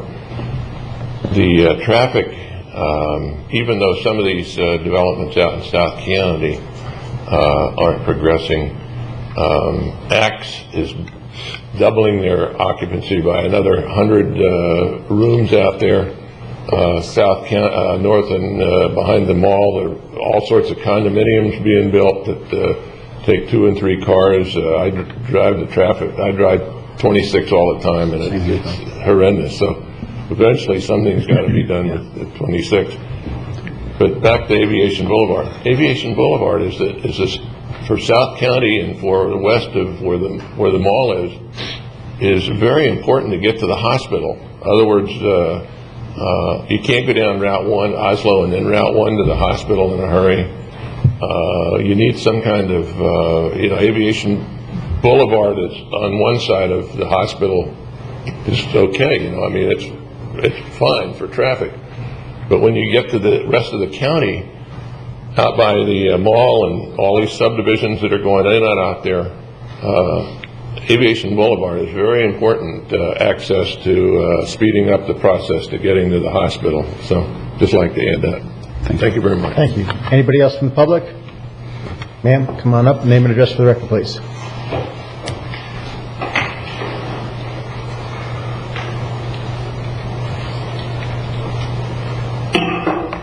Thank you, and good morning. Renee Renzi, Waverly Place, Vero Beach. Maybe I shouldn't go back this far, but I'm an active member of the Vero Beach Theater Guild, and when you were doing Aviation Boulevard and building that bridge, we said, oh, people can get right to our parking lot from US 1 much more easily without waiting out 2 lights, and we wondered why you cut us off at that point. It was just a strip of grass and some curbing that stops people from coming into our parking lot from Aviation Boulevard. With only, if you're going to do some work there and you'll have heavy equipment there, can that be remedied? Well, actually the bridge was put in place so that that bridge can attach right to 20th. McCanish Park people did not want the traffic. City of Vero Beach asked us not to have that as a through area. Now the bridge where it's lined up right now will line up if they ever want it. You'll be able to take 20th all the way to 60. It's lined up where it needs to be. So that's why it wasn't done. The City of Vero Beach did not want us to do that. So it was McCanish Park. The residents didn't want the additional traffic. They were concerned about the additional traffic. And the City of Vero Beach requested that we not put the through traffic through the middle of 20th. Although that traffic wouldn't have gone through the neighborhood, it would turn right into our parking area. We can talk to the City of Vero Beach and see if they would allow us to do that. But good. I'm glad I mentioned it. Thank you. Interesting you say that. I noticed the other day that the grass was wearing thin up the end of 20th. And then all of a sudden I noticed today that we've put some very nice barriers up. So even though they're jumping the curb and where there's not a road to come in off of 20th Avenue to get to that bridge, they are. And so, it's just one of those things with traffic patterns having the urge to jump curbs to get to a bridge. It may be something that we ought to consider. Okay, thank you. Anybody else from the public? Gentlemen? Move staff recommendation. A little slow, Wesley. Okay, but make sure it's all 3. We have which alternative is it? Staff recommendation, which is to approve the Intermodal Program Supplemental Joint Participation Agreement, to select alternative 2, and to prepare a revised interlocal agreement with the City of Vero Beach. A motion by Commissioner O'Brien, second by Commissioner Fletcher. Any other conversation or discussion? Mr. Chairman? Commissioner Davis. I would like to, if that interlocal agreement, to see if they have any desire to readdress the 20th Avenue interconnectivity. I don't know if that's a part of it. I know that the interlocal is about particularly the joint grant, but I'd like to see what they have to say. As an aside, Commissioner Davis, I agree with you, and also your point about the turn lane under the bridge. But I think we can probably take those up as separate. Let's go ahead with it. I do support your ideas on it, but probably that would just delay. Negotiating that would delay getting this thing, and I'd like to see this move forward. So, okay, we have the motion unamended from Commissioner O'Brien, seconded by Commissioner Fletcher. Any other discussion? All in favor? Aye. Passes 5-0. So anything else you want to add at this I time? don't know that we need another motion for that, but if you'd Okay. like one, I could do it. Nope, I think we've given staff direction to look into that, and they can bring it back to us, and then, I'll be glad to support your motion to move that forward when it comes back to us. Okay, all right. I see that as three separate issues, one to turn lane, one to get into the theater guild, and the third one to have 20th go all the way through. So the three separate items, we'll talk to the city. We'll see if we have the right of way to put the turn lane in also. Okay, and with that, we'll take a 10-minute break. Thank you.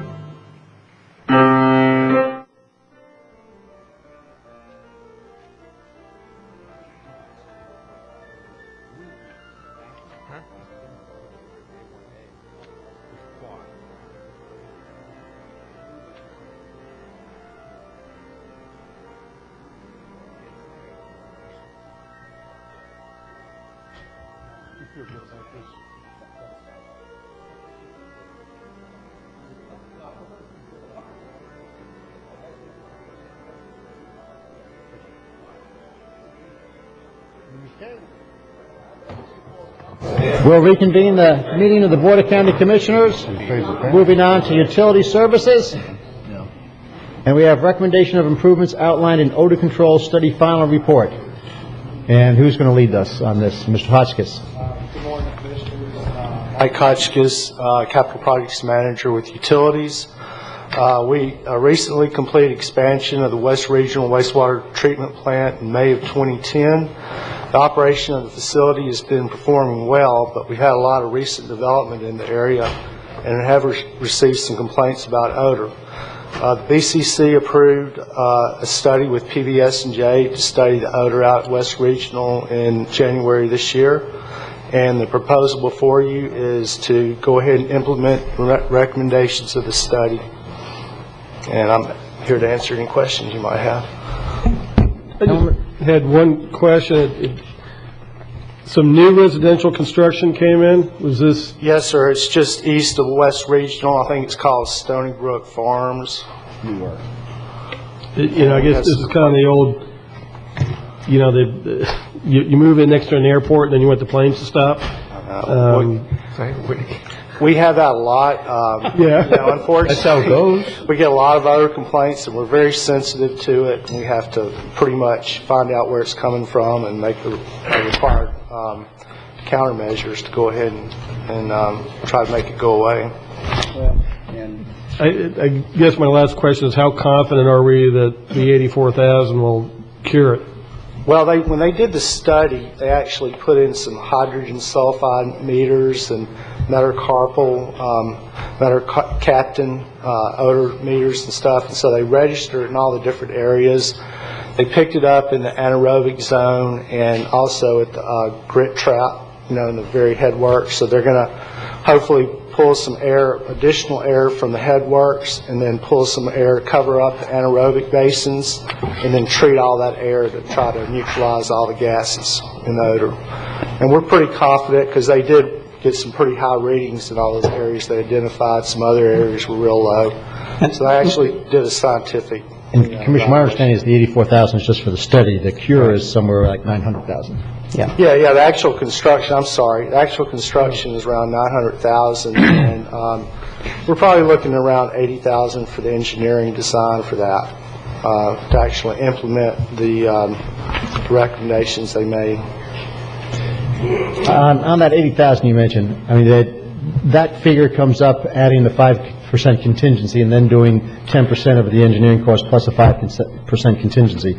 I kind of feel better that since the engineer came up with the proposal, that he ought to be sure enough of himself not to need the 5% contingency. So, it's a small thing, but I'd rather have the motion call for not more than 79.5. Exactly. I'm with you on that. Yeah. So, and while we're talking about odor, the one comment I'll make that moving in next. Why are you looking at me? Because you're the one who discussed that odor. You're the one who goes fishing and other things like that. So I'm not about to turn to Peter and Gary over it. But my guess is that a lot of that land was zoned residential prior to it being built. So as being a responsible utility in the community, I have less of a problem or less edge on that than you might have. So that comment there. But I have, while we're talking about odor, also bring up the Gifford. I mean, my understanding is that there's been some odor problems in the Gifford facility and that you have taken steps to address them, but I'll take this opportunity to let you tell us what steps are being taken to address those odor problems now. We actually did a similar study in the Gifford plant. It was about 5 years ago, and did similar things. We covered up a bunch of basins, and then they had the odor treatment that pulls the air off those covered basins and neutralizes the gases. Those odor control systems have use a filter. It's called a vial filter, and it uses a compost media, filter media, and that has to be replaced every 5 or 6 years. And we found out that it hasn't been replaced ever since it was implemented. So we did point that out to the operator, and they're in the process of getting bids to replace that filter media. Do we have a general timeline of when the residents might expect that to be complete? I would say within the next 3 or 4 months, definitely. Okay, thank you. And in addition to that, we totally removed the sludge plant. Sludge, I mean, yeah, that we was the biggest- relocated that out to the landfill, so that's not a source of odor anymore, at least. So. Great. Any more questions of staff on this issue? Anybody care to make a motion? Just, where did you want to deduct the 5% contingency from the total? Before we do the engineering fee, deduct that 5 and 10% contingency. If you go to page 123 of the agenda item, you'll see it on there. It'd be the 10% of the 795,000, not the 10% of the 834,750. Right. 785,079. A motion for Commissioner Davis, a second from Commissioner Fleischer. Any other comments or questions? All in favor? Aye. Motion passes 5-0. Thank you, Mike. Thank you, Mike. Next up, we have the implementation schedule for merger and acquisition of City of Vero Beach utility system. And I believe Mr. Olson's going to lead us in this. For the record, Eric Olson, Director of Utility Services. On April 29th, we had a joint meeting with the City of Vero Beach and Indian River County Commission, and the intent of the meeting is to discuss the possibility of merging through acquisition the city's utility system with the county's utility system. And one of the things that we talked about was that there was actually going to be a benefit for everybody involved in the process of this, both short-term and long-term. The benefit that we saw in looking at this is really a stabilization of the rates. That's really what we're going to see over the long term. We mentioned at that particular meeting on the 29th, and we've said this often, Indian River County has not changed its rates since 1999. Virtually 12 years, we haven't changed our rates. We're in pretty good shape. I like to remind people that we're fiscally extremely strong. We've recently been awarded a AAA bond rating, which is somewhat unusual in today's economy and utility market, but the county's system is quite strong in the process. As an outcome of that meeting on the 29th, what we did talk about is coming together with a schedule, because the joint resolution of the two commissions were that we would move forward with the development of some process towards merger. And today we're here to talk about a plausible schedule. I did mention in that meeting that we could in fact do this within 24 months from the time that there is an actual contract signed regarding the process. So in doing this, what I'd like to do is kind of walk you through a plausible scenario of what it would take to execute the process and actually complete everything in approximately 2 years. The first part of the process is really, and I'll go through these a little bit more in detail, is acquiring a sense of the utility infrastructure and inventory within the City of Vero Beach. Our intent is to also accomplish a financial analysis, not only of the city system, but our own system in terms of the benefits that we would receive. We would generate a draft agreement, and in the process of generating the draft agreement, we'd submit it to the City of Vero Beach, conduct required public hearings, acquire the utilities, and then move forward. More specifically, this part of the process has already begun. We have actually begun, staff has begun working with the City of Vero Beach in acquiring infrastructure inventory. We have CAD maps of all their water, sewer, reuse lines. We're also in the process of working with DEP, St. John's Water Management District, for all of their permits. So we're acquiring at this time all of the necessary documents that would be part of the process should we decide to move forward in the process. Financial analysis is important. It's actually a multifaceted process, and it's important because what we're going to do, our process and assumption has been since day one that the City of Vero Beach residents and customers, the Barrier Island customers, the town of Indian River Shores customers would enjoy the same rates as Indian River County. And that's important because, you know, we within the county, as I've said, have seen a very stable system. Our projections are that we'll stay within that stable system. So as a result, the benefits that the city would see would be a stable rate base, the same as Mr. and Mrs. Jones within the county as we would see today. Within that process, we would look at the revenues that the city currently charges because they're approximately ours, although I would have to say In doing a review and looking at the existing city rates, more often than not, there are many customers that utilize water and sewer actually pay higher bills than the county at this point in time. And that's important because sometimes there's been discussions that perhaps that the opposite is the case, but the reality is that city customers typically pay, as a rule of thumb, higher rates today than the county does. Not by a huge margin, but the reality is that they typically do. So we'll look at those revenues and we'll compare it to one important difference. When the merger occurs, there are going to be economies because we're going to take a look at things. A number of issues will take place. We won't utilize the wastewater treatment facility. We maintain that we'll decommission the wastewater treatment facility on 17th and the lagoon. We will also decommission a portion of the water plant. But at the same time, we will optimize the necessary staffing to operate the system. There are economies generated related to that. So we'll look at the total revenues, we'll look at the total expenses after the merger has occurred, and within that process, this will give us the economy and the financial ability to make the process occur in our acquisition. The generation of the draft agreement, we've actually begun generating a draft agreement as we speak. Our process is very simply that we could generate the draft agreement and be in a position to give to the City of Vero Beach a draft agreement by the end of June. That's how fast we could put something together. Now, I've got to emphasize, this is a draft agreement, and we expect that when all is said and done that we'll work with the city and be in a position to fine-tune the elements within the draft agreement. But basically, at the end of June, our intent is that if desired, we could generate this draft agreement that would be satisfactory. Obviously, from that point on, there's going to be a certain degree of working back and forth, and it's going to probably take another 60 days to do that. We are of the belief that we would have to have the appropriate public hearings because typically in this process, you're not governed by the Public Service Commission, but you do have to show public purpose in the process of acquisition and mergers like that. Again, the end of June, we would generate the draft agreement.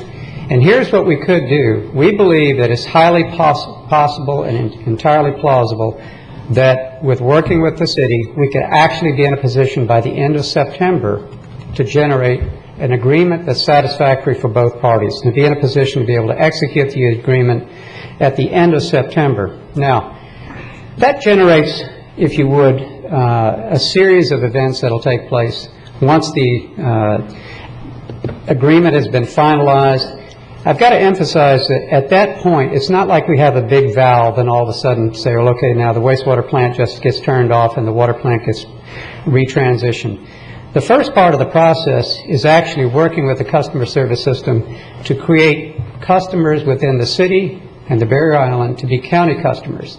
You'll hear probably on the 24th a presentation on a very unique and very user-friendly software system that the county has in place as we speak. So our first process would take about 4 to 6 months. We expect that we would transition their customers into our customer service base. At that time, Mr. and Mrs. Jones would receive a bill from Indian River County and be a customer of Indian River County at that point. There's a parallel process that would actually take place during this time. We believe once the process of involving the customer service begins for that 4 to 6 month period, we've actually got to develop the permitting, the design, and the implementation of the piping. We said from the beginning, this is really a pipe project. This is not a big thing. I've got to emphasize this. Sometimes it can be perceived as this monster project. It's really not.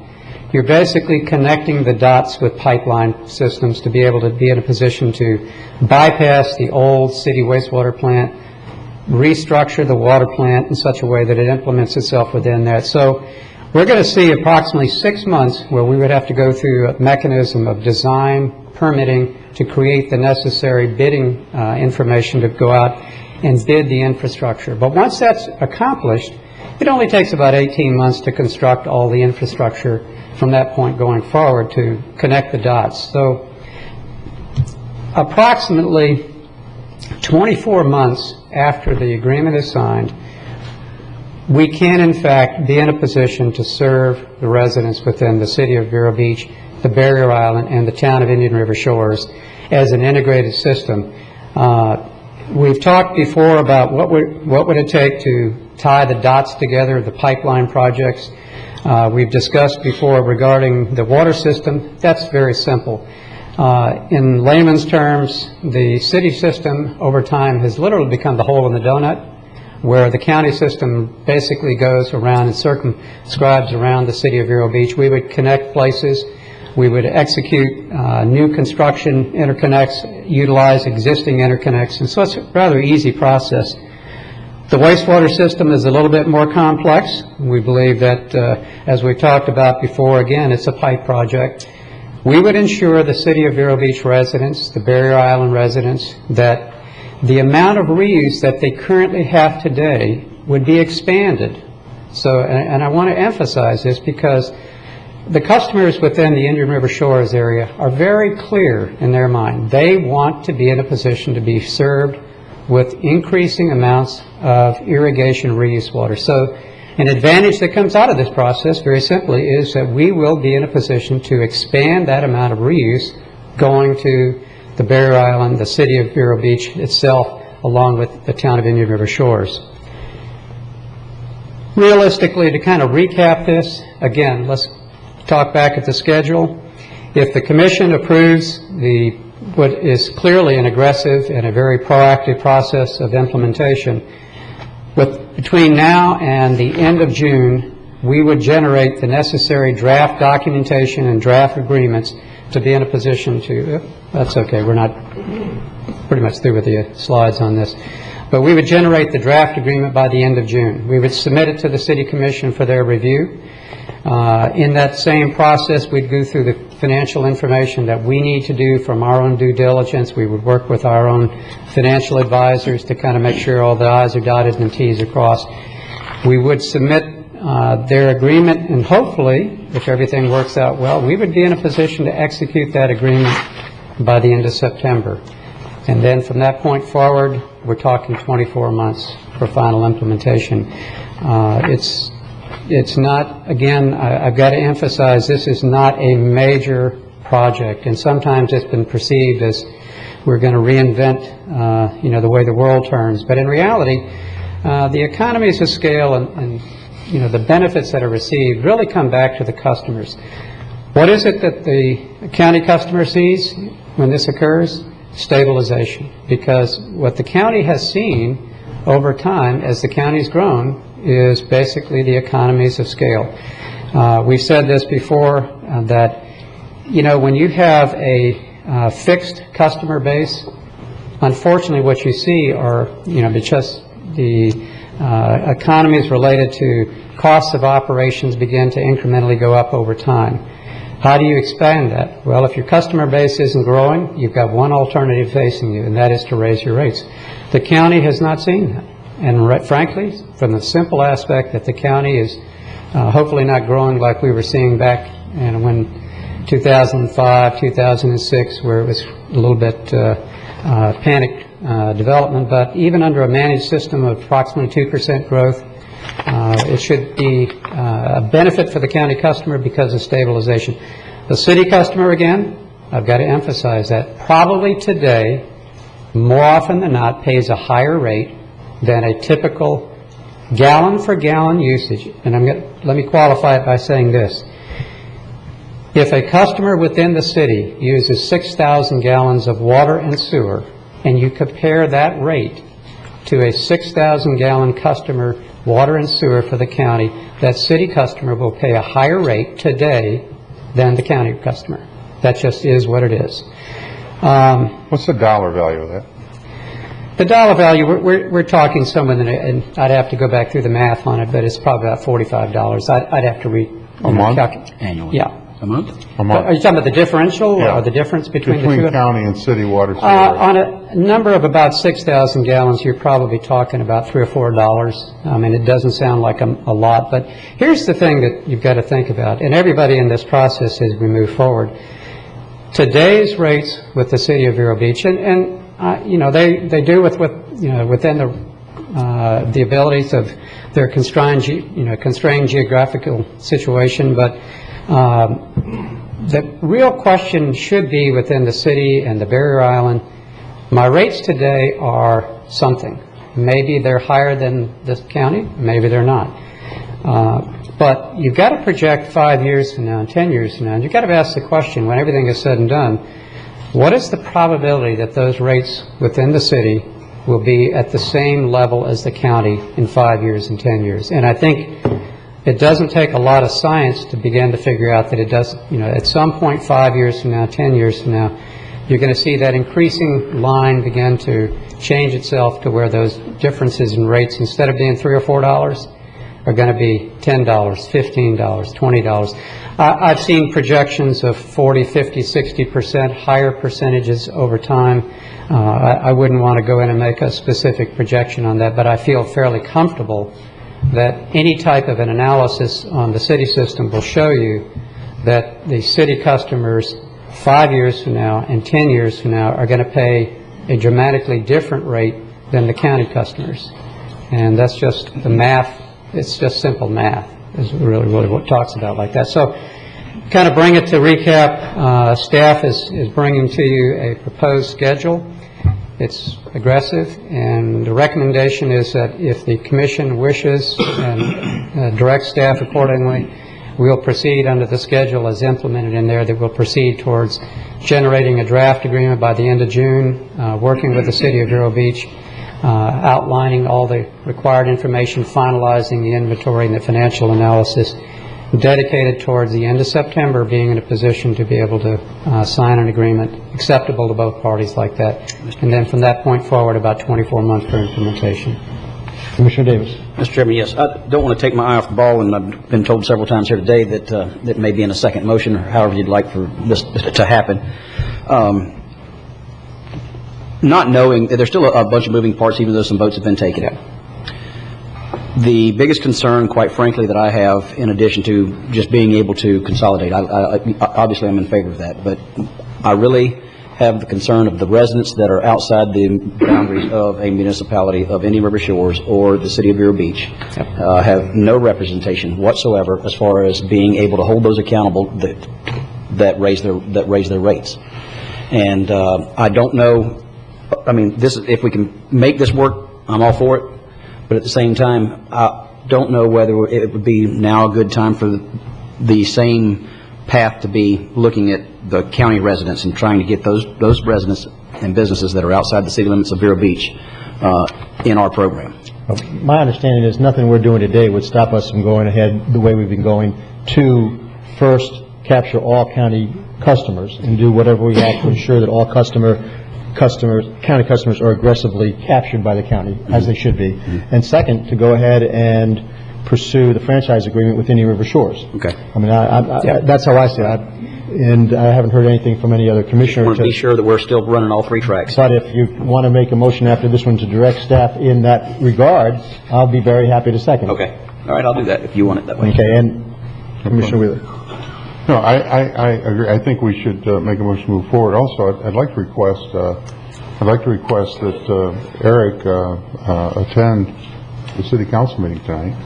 We had a 4-to-1 vote by the city, or 9-to-1 by the county city to move forward with this, and now I see that it's being proposed by the mayor to table this. And the only reason I'd like somebody there, in case there is some misunderstanding or a lack of understanding about where we stand, I can be there. What our rates are, etc., that if the council has any questions, Eric could be there to shed light on that and just let them know. And you're looking for somebody with a calm demeanor. Well, certainly. Okay, I understand that. I'll be there. I have a few comments I'd like to make, and I'll ignore that one. All right. First of all, Eric, I'd like to thank you. I mean, this is a good job. This is a very aggressive schedule, which I think is appropriate. I think it was responsive to that April 29th meeting when you were given a directive to come back on April 20th, come back by May 17th, and it does that. It's a very responsible proposal. And there still continues to be a lot of innuendo and bad information that's being put out by people who evidently are trying to hold on to the status quo. but you and your department have done your job, and I thank you for that. I will note, though, that another thing that's on the agenda at the City Council tonight is a series of consultants agreements. And your schedule has us closing perhaps in September. They're just additional consulting agreements would delay their project on their part by somewhere like 8 months, which is pretty much unconscionable on my part. But at the end of the day, I mean, I agree with you that city rates will probably be 100% more than county rates in 10 years. But as you said on that April 29th meeting, even if the rates were the same, even if the city could maintain the same rates as county rates, the fact that you remove the financial risk from the city of Vero Beach, the fact that you remove the environmental risk from the city of Vero Beach by taking that wastewater facility off the lagoon, and just bare civic pride. As a city resident in the city of Vero Beach, I cannot understand why any of my elected leaders would hesitate for a moment to take that thing off the lagoon. When I was on the city council, the appraised property values in the city of Vero Beach had a tax appraisal of somewhere around $400 million. I believe that removing the toilet from the lagoon will add $1% in value to that, which would be an addition of $40 million in property value to the area. Everybody in the city of Vero Beach benefits from that. And to answer one of your questions about the possible benefits, somebody from the city actually brought up my water bill and pointed out that I would actually pay more for my water if I were a county customer, which is accurate. But that's the type of bad information that they're using in the way they're spinning information. Because on my same water bill is my irrigation bill. And in my irrigation bill, I pay between, depending upon how much I use, 50 and 96% more. I pay 50 to 96 more to the city than I would if I were a county customer. And it's not a lot of money, but annually, based on my average bill, I would save $150 a year if I were a county customer today. And no individual customer matters that much, but in the aggregate, when you multiply that amount by the number of customers in our community, you're talking about leaving millions of dollars in our citizens' pockets. And that is a driving force for this. So that's a little longer than I wanted to, and hopefully no longer than I'll speak tonight at the City of Vero Beach. But again, thank you very much, and thank you for the utilities for that. You've done a tremendous job. Any other comments? I'll open it up to the public in a minute. I just had I don't know what, and I have no idea of knowing, but what portion of your annual tax bill is city tax?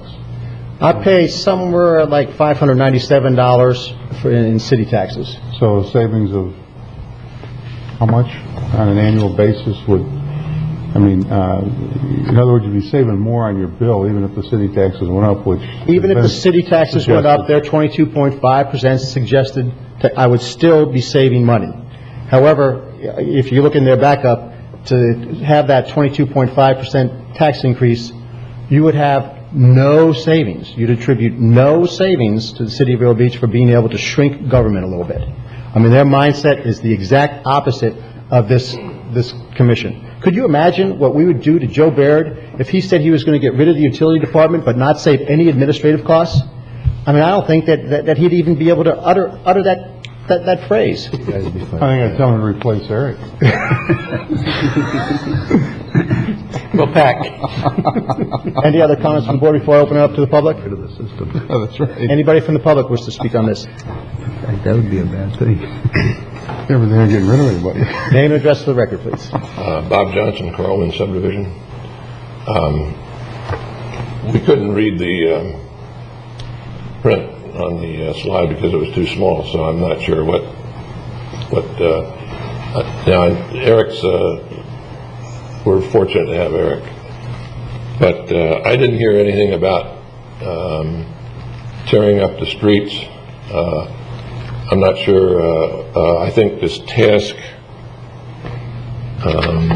8 is too long in the process of planning to come up with. I think that we ought to be able to tell right now before we do anything what the pipes are and how it's going to be engineered. The last time a pipe ran through South County, they tore up all of Fifth Street Southwest when they probably should have gone down Oslo Road. And it took quite a while to repave all that. And then I understand that a lot of the utility pipes do go down middle of roads and things like that. So I'm not sure how repaving would take place ad valorem taxes. I know you're concentrating on $3 for each bill and what have you like that. But, so that's one comment.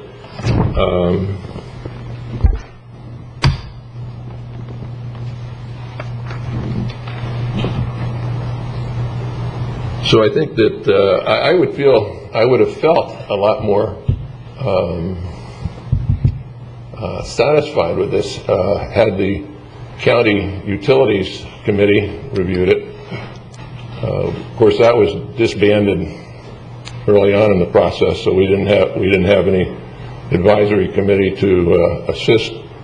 That committee is very talented, engineers and what have you, was anyway. That's right. And then were we as customers paying too much all along? Because Eric's saying to us now that there's no problem. We can close down the plant on the Indian River Lagoon and move it to one of our existing. So, have I been paying too much in my bill all along through the years to enlarge the facilities that we have now so we can absorb at the same cost the existing facilities? I don't know. I still question some of these things. You'll probably go along and vote for it anyway, but I just want to let you know that I think there's some unanswered questions, and that's all I have to say. Thank you. Thanks. On that one question about the cost, my understanding is, no, you really haven't been paying too much on your utility bill now. There are tremendous economies of scale in this business. And basically, what the county is doing is saying to the city of Vero Beach, if you join our system, the combined system, will reap tremendous economies of scale, and we're going to give you the benefit of those economies. And the reason is so that the whole county can have one rate. And in my view, one of the things that hasn't been brought up too much is that this is a huge economic development issue. The city of Vero Beach is suffering tremendously from high utility rates. So we're talking with a lot of realtors and stuff. They've been saying that people now ask what utilities a piece of property gets. If they're in the city of Vero Beach, they often don't go to that piece of property. And it's my feeling as a county commissioner who represents the entire county that if the city of Vero Beach is suffering economically, our whole county will suffer. Another way of saying that is, unless the city of Vero Beach is healthy, we're not going to be a tremendously healthy county. So again, I think that in terms of an economic development issue, this is one of the most important and best things that this county commission can do for the economic vitality of Indian River County. Any other comments? Mr. Chairman. Commissioner Davis. Move to approve staff recommendation. Second. We have a motion to approve staff recommendation, a second from Commissioner Fletcher. Any other comments? All in favor? Aye. Thank you very much, gentlemen. Mr. Chairman. Commissioner Davis. Yes, those other two issues as far as the... I'd love to hear a motion. So moved. Second. Can you repeat the issues for clarification? The motion was basically that just do nothing to derail our efforts to both capture all county customers under the county system, and second, to pursue the franchise agreement with the town of Indian River Shores that's going to be available come 2016. Yes, and in addition to that, Mr. Johnson, if you want the backup because you couldn't see it, I'll let you have mine at the break. Just under discussion, I think as part of that, I've had a request from one of the Indian River Shores council members that they would like to see our proposal to them in writing. I know Eric came and gave a verbal presentation. but they asked me if we could get them a written proposal. We're generating that as we speak. Okay, very good, thank you.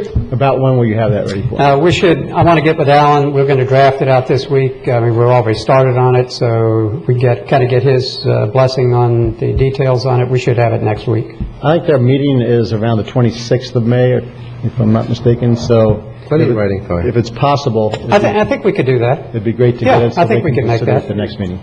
Thank you very much. Okay, we have a motion on the table for Commissioner Davis, which I seconded. Any other discussion? All in favor? Aye. Motion passes 5-0. Thank you, gentlemen. You know, and just before we leave this subject, it's interesting that I talked to St. Lucie County Commissioner Chris Kraft, and they're having the same discussions. Going in the other direction, though, more of the county saying to the municipalities here, y'all have the infrastructure in place. We're buying water from you. Let's make this regionalized, and only one of us be in this business. So it's happening everywhere. Thank you. Next up, we've got a response to offer for purchase of former Sun Sky roofing parcel. And I believe we're going to have Mr. DeBrawl present this to us.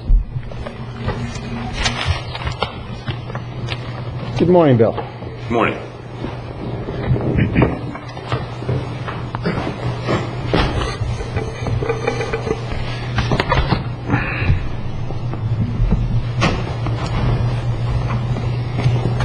Commissioners, back on April 12th, the board directed staff to go ahead and get an appraisal of the Sun Sky roofing parcel, or the former Sun Sky roofing parcel.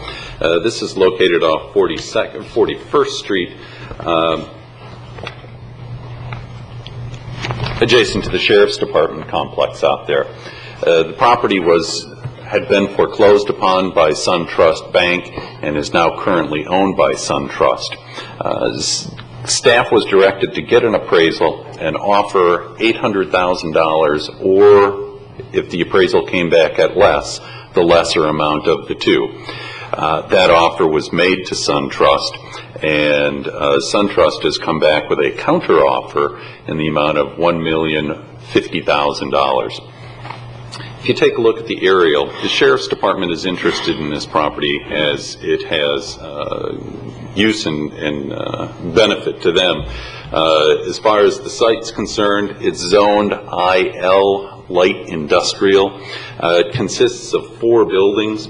Building A, as you can see down at the bottom of the screen, Building A is a modular type of building. An office building, it's kind of hard to see here, 4,900 square feet modular office building, similar to the building that the supervisor of elections used to have in the old administration complex parking lot. Building B that you can see in the middle is an older warehouse constructed sometime around 1970 or before. It's got 7,200 square feet. It's got sliding doors to allow traffic to come in and out. It's in kind of rough shape, not as good a shape as the other buildings that are there on the parcel.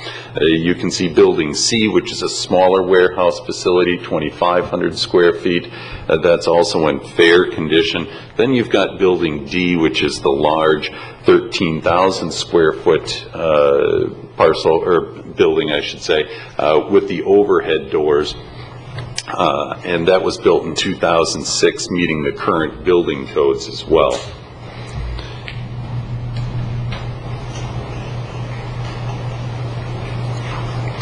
If you take a look at your monitors, you can see some of the photos that were taken from the appraisal report. There you can see the modular office building, Building A. There is Building B, the older warehouse, and you can see that it's in need of a little bit of repair by the different views that you can that are present there. More of Building B and D. Another shot of the office complex. More of B. You can see that Building B is a frame, a wood frame and metal building. It's important to note that this offer that was made by SunTrust is as-is condition, meaning that whatever is existing on the property now is exactly the way the county would receive the building. There would be no warranties made about anything as far as fitness or soundness. We would basically buy the property warts and all. Mr. DeBarr, is that as is also environmental? Yes.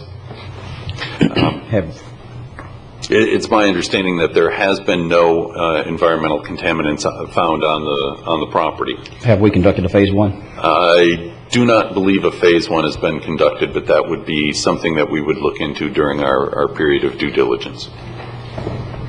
There you can see the inside of the newer warehouse, the building D, the 13,000 square foot warehouse, and that the appraisal said was in good condition. In one of there are two appraisals that have been reviewed. The bank's appraisal that was done in January 2011 came back at $1.1 million. There was a note in that appraisal that the taxes in excess of $40,000 were due and owing at that time. Since then, after the bank has acquired the property, all of the taxes have been paid, and it's currently up to date. Mr. Bill Mills, the county's agent on this, has been in conversation with Terry Torres, who is the broker for the bank. They have indicated that the bank would accept a figure of $975,000 for the property. That's why staff is bringing forth the recommendation of the $975 as the purchase price. It would be divided up into two different categories, with 30% coming from impact fees from corrections and 70% impact fees from law enforcement. So there's staff's recommendation. If there are any questions, I'd be happy to answer them. Mr. Chairman. Commissioner Wheeler. I would make a motion that we counter at $800,000 and stand on that. First, I don't think the bank wants the property. They got to maintain it, take care of it. Secondly, as they said in here, it's a very soft market. We don't need the property immediately. It's for long-range growth, and I think we can get it for $800,000. And I think we just need to sit on it and wait. If they don't want a deal, they don't want a deal. But I wouldn't pay them any more than that. I'd be happy to second that if you wanted. But we'll have some more discussion first. Any discussion? And I think as far as previous offers that have been received by the bank, I don't think ours is the only one. Mr. Mills could probably shed more light on other offers that have been received by the bank.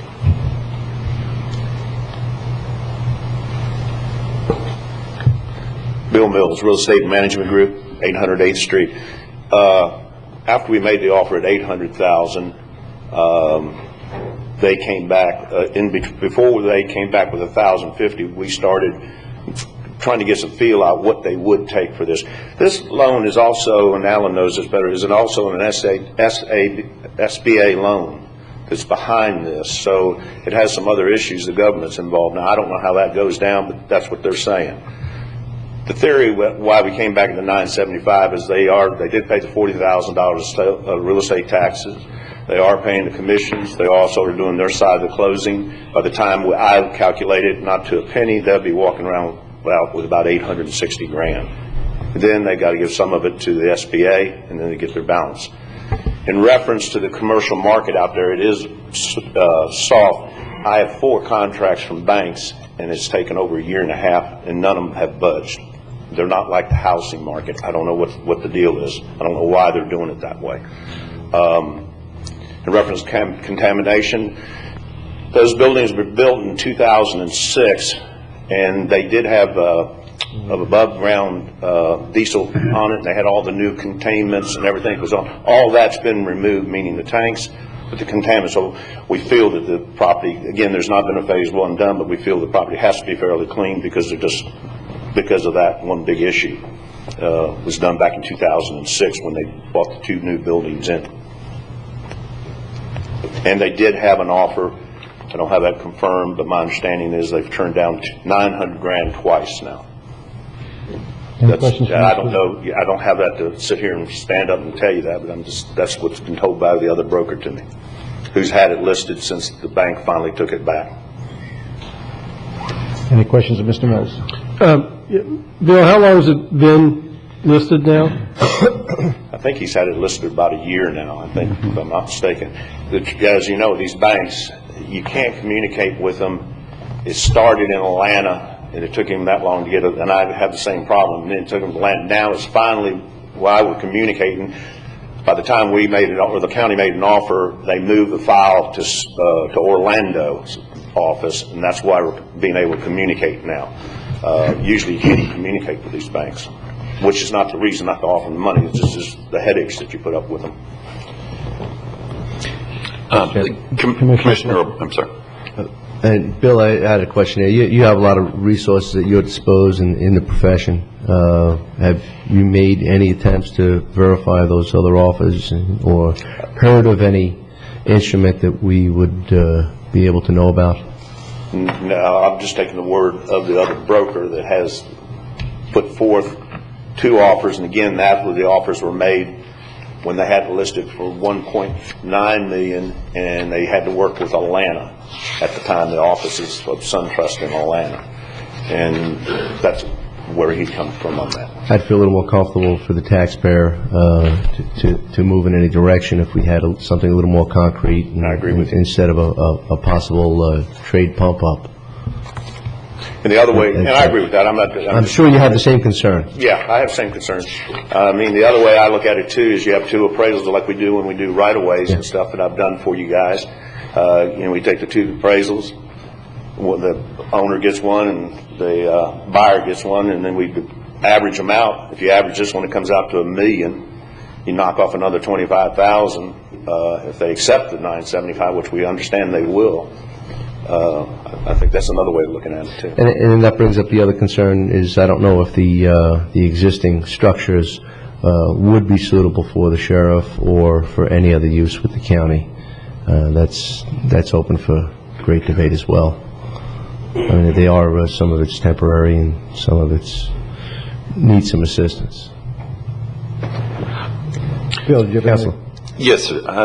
As far as my paperwork is concerned here, it looks like the foreclosure final judgment was entered in January 2011, and the certificate of title was issued March 2011. So as far as a true listing, I think they would have to have ownership of the building before it was listed. He had it listed with the original before he lost it. Okay. And then he went to the banks and got a listing. And we met the sheriff out there, and I think the sheriff feels he could use a space out there, the building, and he'll have to speak himself. But there's one building that we'd probably tear down, the old building, right. But he could use the other big facility as well as the office space. We did make an $800,000 offer, and they said no.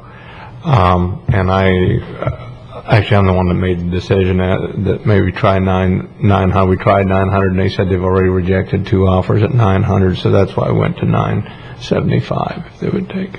So that's where we stand today. Well, I'm just going to ask if anybody from the public wants to speak on this. There being none, anybody else on the commission want to speak on this? Well, Mr. Chairman, I understand completely where Commissioner Wheeler is coming from on this. But given that our appraisal was at 900, I'd probably be more supportive of a counteroffer at our appraised value than below our appraised value. And I can also support that. And one of the reasons I don't like the split the middle thing is because when we split the middle, a lot of times it's on right of way. And on right of way, we're talking about taking a parcel from a resident as opposed to negotiating with the bank.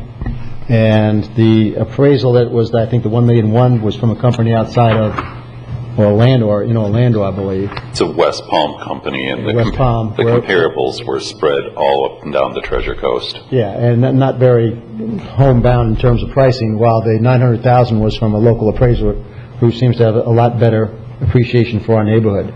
I'll also note that this is a fairly quick sale, and it helps the bank by being a quick sale, and normally that drives the price down a little bit. And my understanding is this is going to be an all-cash offer. And generally that also helps put downward pressure on the price.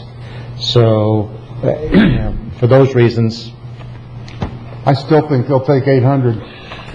And I'll be happy to listen to anybody who makes the first motion.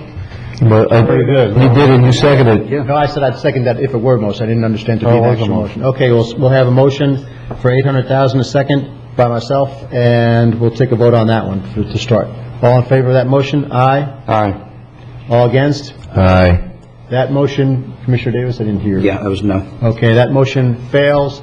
Mr. 2 to Chairman? 3, Fletcher, Davis, and O'Brien voting against. Mr. Chairman? Commissioner Fletcher. I'd like to make a motion to make an authorized offer for $900,000 for this parcel, as the appraised value indicates. We have a motion for 900,000. Do we have a second? I'll second that for discussion. Second for discussion from Commissioner Davis. Discussion? In looking at the closing dates, and my biggest concern is I would like in our due diligence to make sure that we can pull a phase one, just to have somebody go out there and look at it, give us a level of comfort before our money goes hard.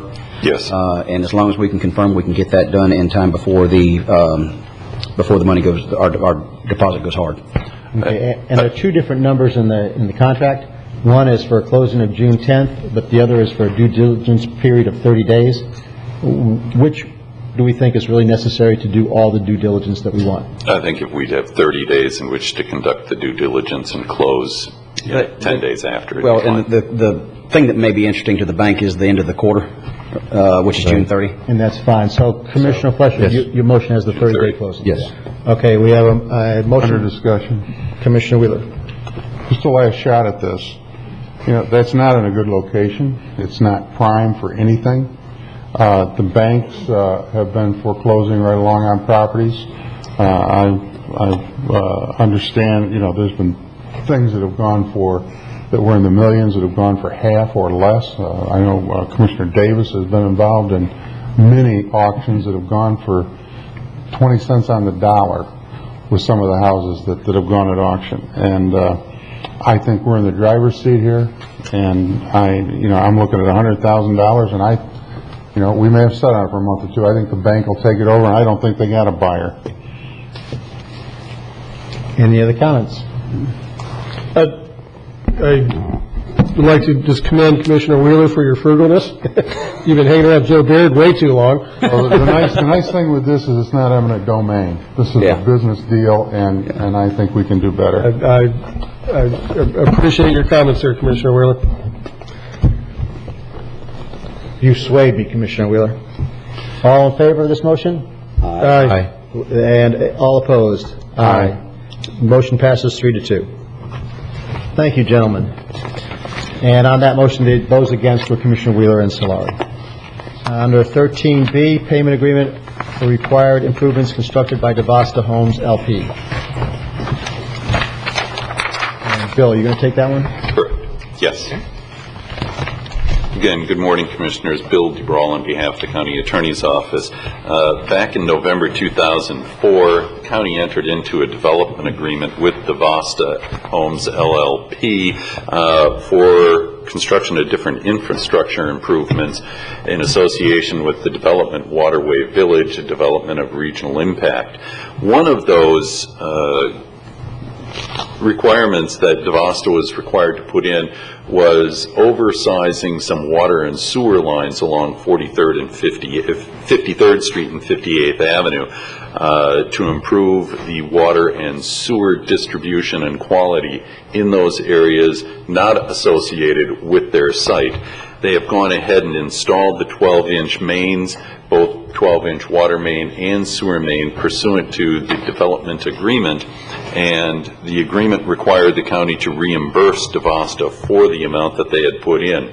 That reimbursement sum that staff has calculated is $315,785.62. That was supposed to be paid out in 5 installments. But in light of the fact that this is a discounted amount, discounted 40% from the original amount, staff is recommending a lump sum payment be made to DeVasta for the work that has already been done, accepted, and approved by the county in the amount of $315,785.62. That's staff's recommendation in order to comply with paragraph 58 of the development order. If there are any questions, I'd be happy to respond. Move to approve staff recommendation. We have a motion to approve from Commissioner Davis. I'll second under discussion. A second from Commissioner O'Brien for discussion, and Commissioner O'Brien. Bill, I guess the cost difference is just, basically should be the difference in cost between a 6-inch pipe and 12-inch pipe. Because I can't see any real difference in digging the ditch and filling it and engineering and permitting. Is this just strictly related to the increased cost because of the increased size of pipe? That, and I think Mr. Olson might be able to address that better if he were here, or Mr. Barquette, as far as things. That is one of the issues, yes. The other issues are that with a larger pipe, you have to have bigger equipment as far as to transport the water from place to place, bigger lift stations, more expensive lift stations, that sort of thing.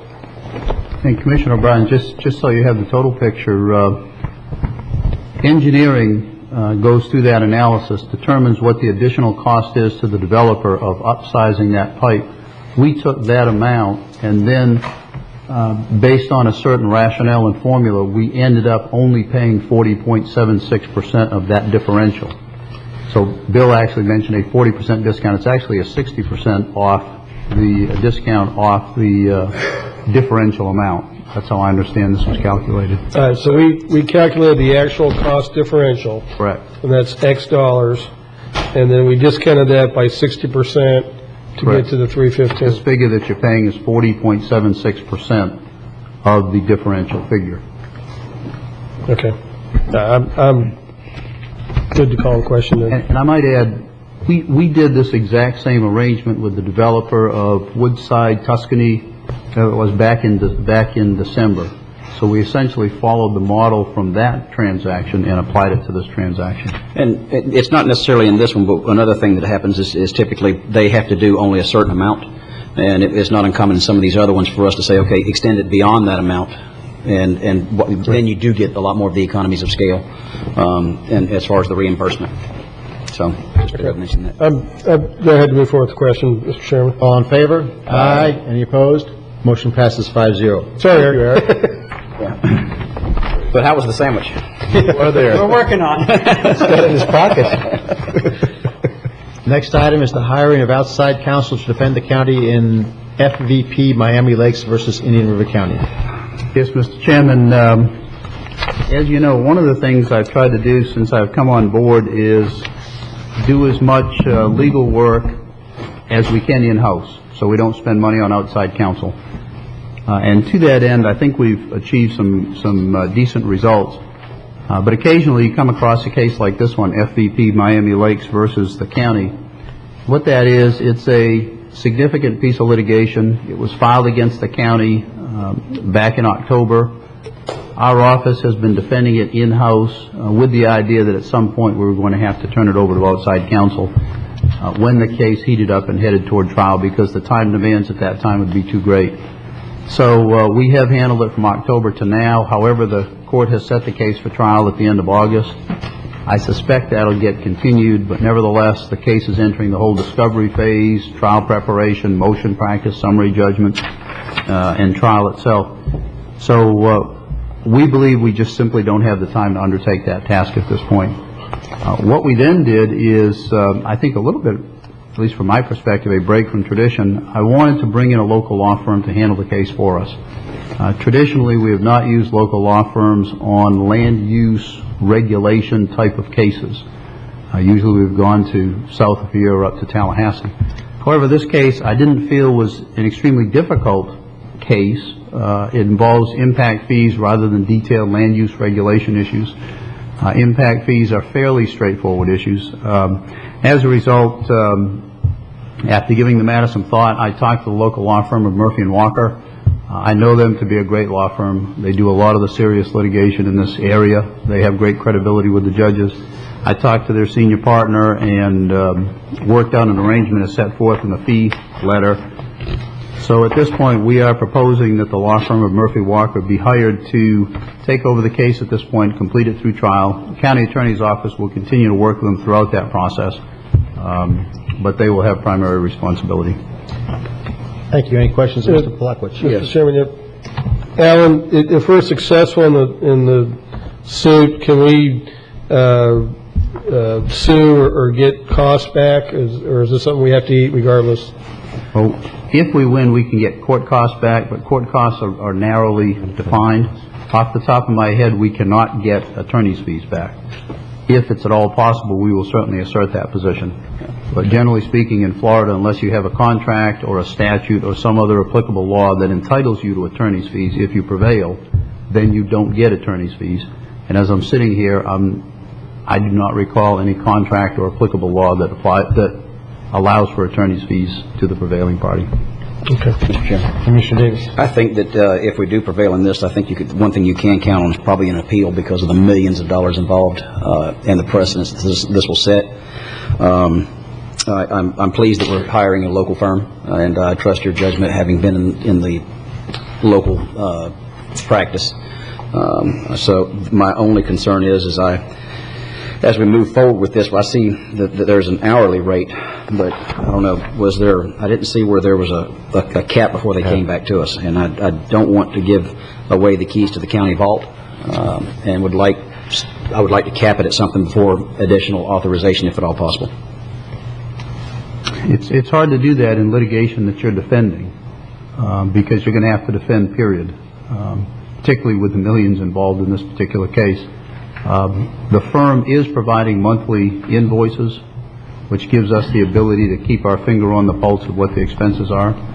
I'll tell you what we could do, perhaps it would help, maybe when we're 2 bills out, I can come back on an informational basis and let you know where we stand. That would be good. And just maybe, every other month, or I can just send you an email.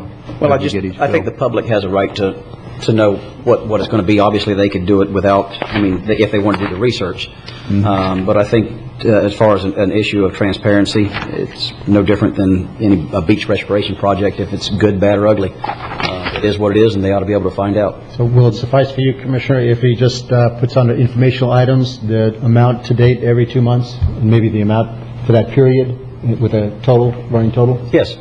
Okay. I think that's a lot better. I think too and we're clear in here that we have more at stake probably as an entity than the one suing us. And along those lines, I don't think that just necessarily we have more at stake. I think the state of Florida, and I don't know whether we can get any cooperation or assistance through the Florida Association of Counties, but this is huge as far as what it means to communities and municipalities throughout the state. So that might be something to follow up with your professional organization at the state level and see if there's anything that we can cooperate on.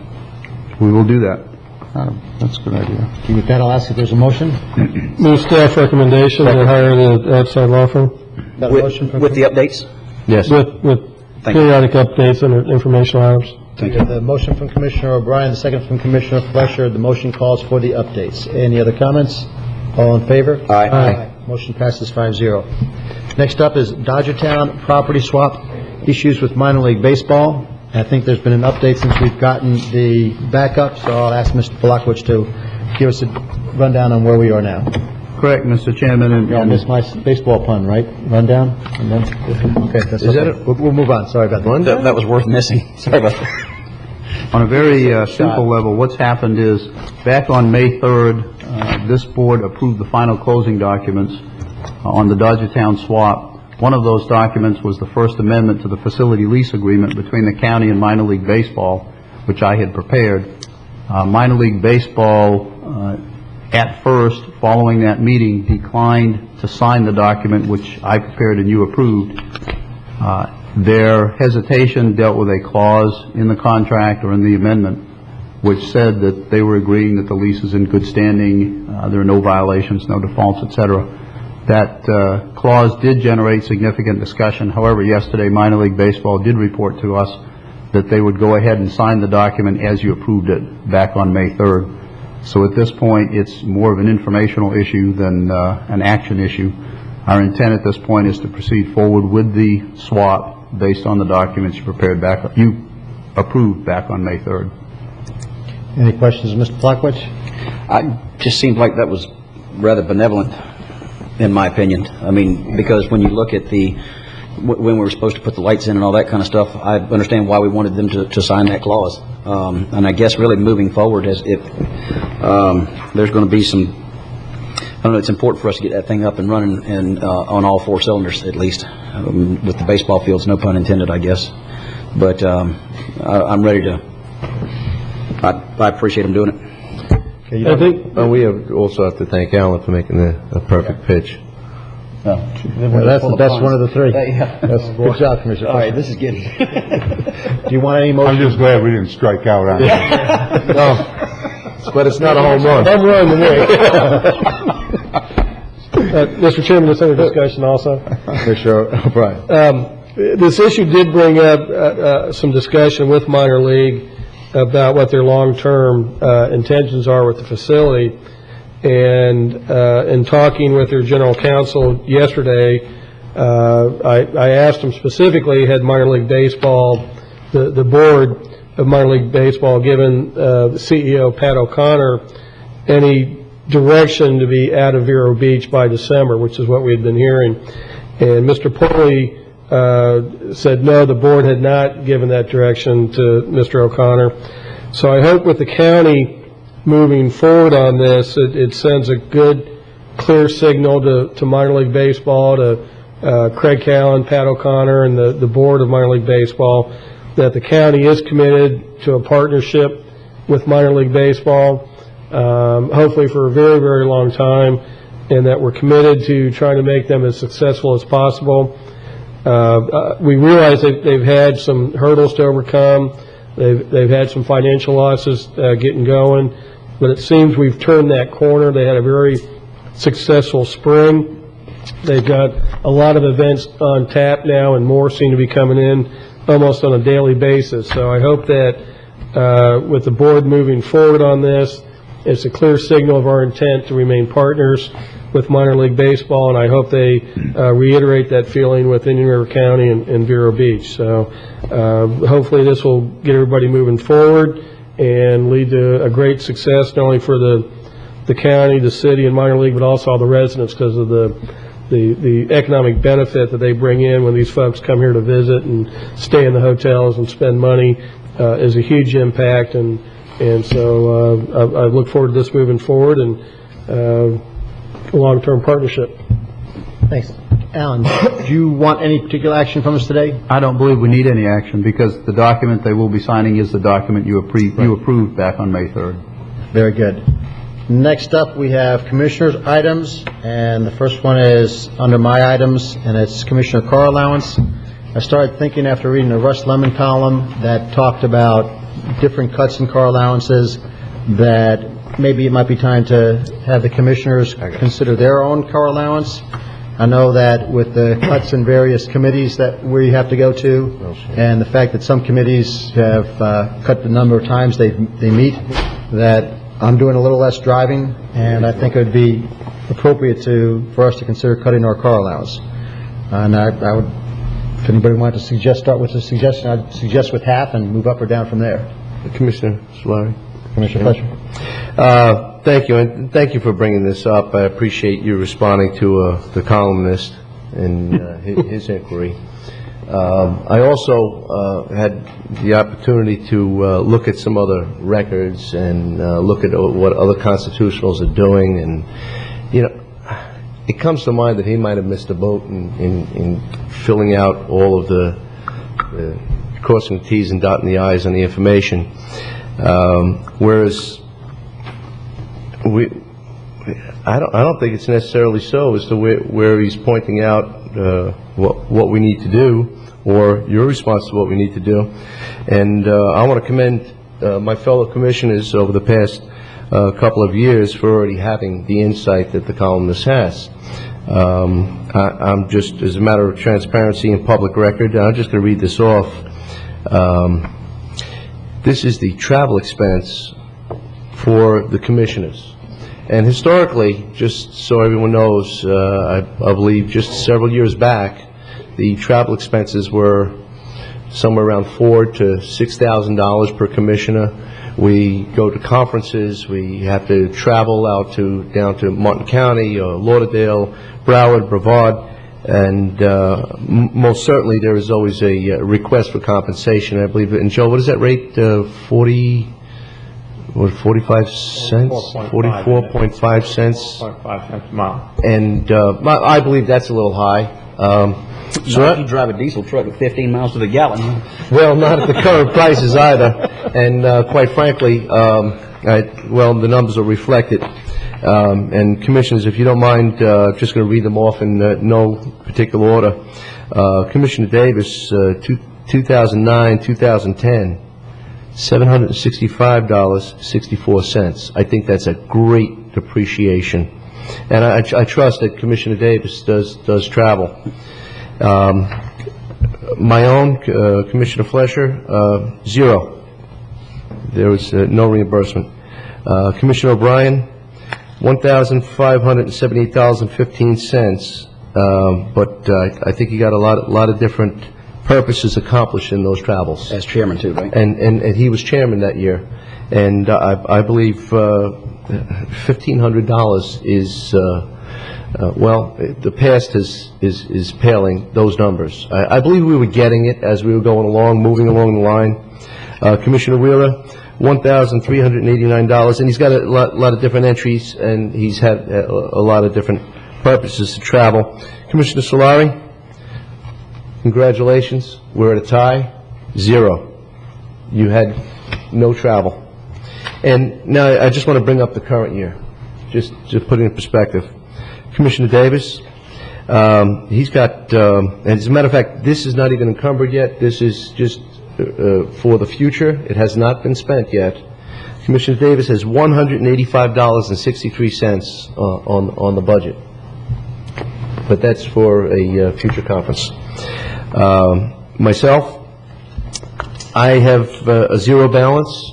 But I have encumbered I have this for future travel, the same conference, $163.13. Commissioner O'Brien, $960 for this fiscal year.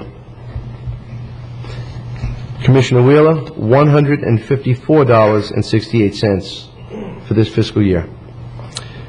Commissioner Solari, $110 for this fiscal year. My point is, and I wanted everybody to hear this, this is your commission travel. This is a position where we are compelled to travel throughout this community. And I understand that's for additional expenses. But I assure you that I'm purchasing $70 or $80 a week in gas, and it's not about going to the grocery store.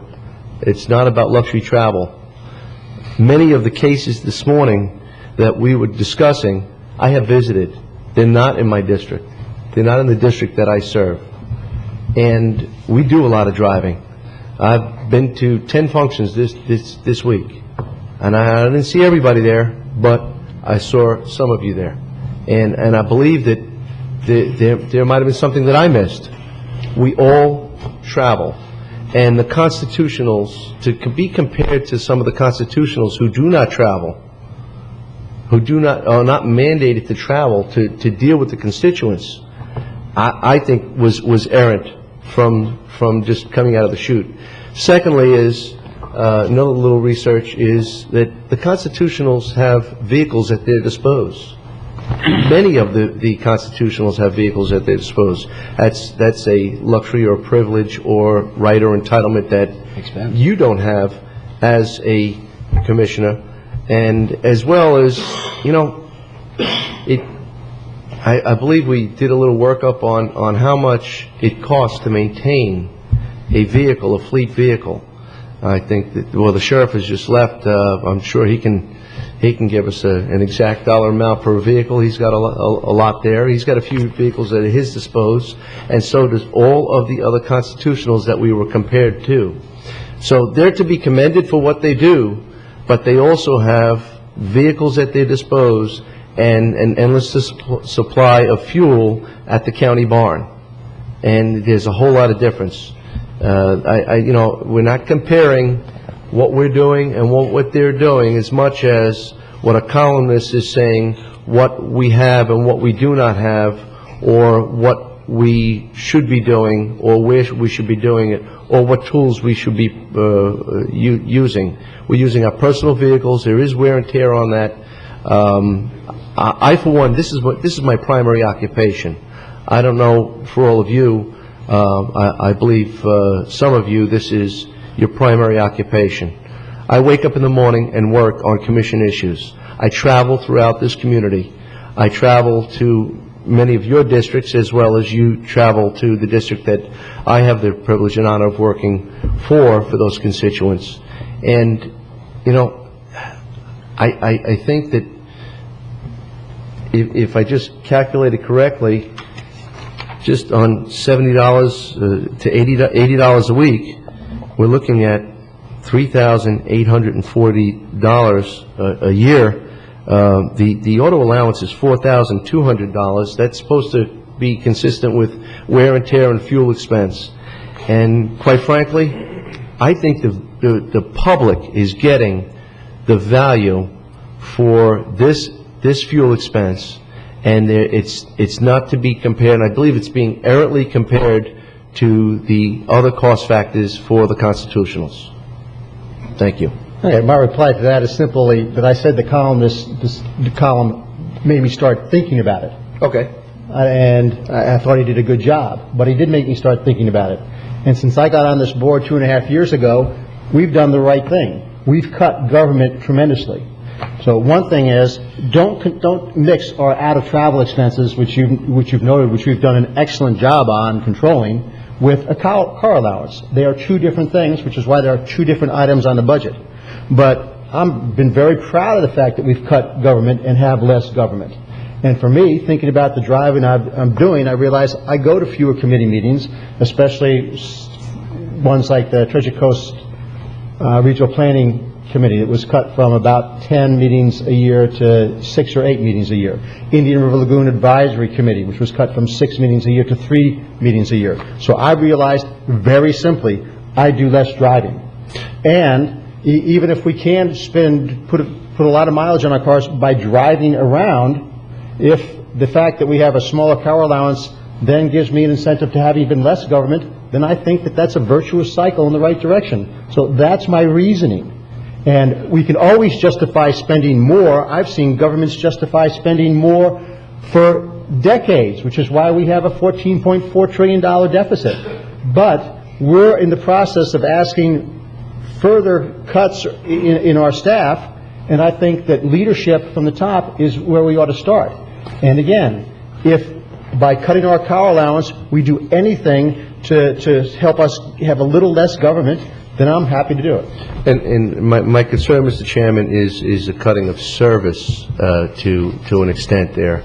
And I want to commend you too as well for still going through the regional planning meetings and not putting in for the stipend, not putting in for reimbursement, and that's what I have done, and that was my purpose in bringing that out, because quite frankly, if those meetings that we travel out of county were on the sheet, I trust that the numbers would be significantly higher, and that you or I could not have zeros on our expenses, because we absorbed it already. We're already absorbing a lot of the fuel expense. And at this juncture, to look at absorbing even the local expense as well, I believe that's an incentive to ensure that we're getting out there. I will tell you as one county commissioner that I am getting out there, and I travel this county on an average is about the same as when I was a deputy traveling throughout this community, and that was on the county's gas. I'm doing it on my gas, and we have a fuel allowance, and I assure you, just about every other day, I'm at a filling station, a local filling station, filling up so I can serve the community. Thank you. Well, this is why we have 5 of us. Anybody else care to weigh in? Well, I'll see if anybody cares. Yeah, no, I mean, you know, and just looking at this, I don't have a problem with a cut. I don't know whether 50% is it or where the right spot is, but, you know, I'm looking at it from the standpoint if we're asking everybody to cut their budgets by 5% or whatever we had given the mandate to do, If you do this job for the money, you're going to go broke for the amount of time it takes versus what you get, and it's the hardest $55,000 I've ever earned in my life.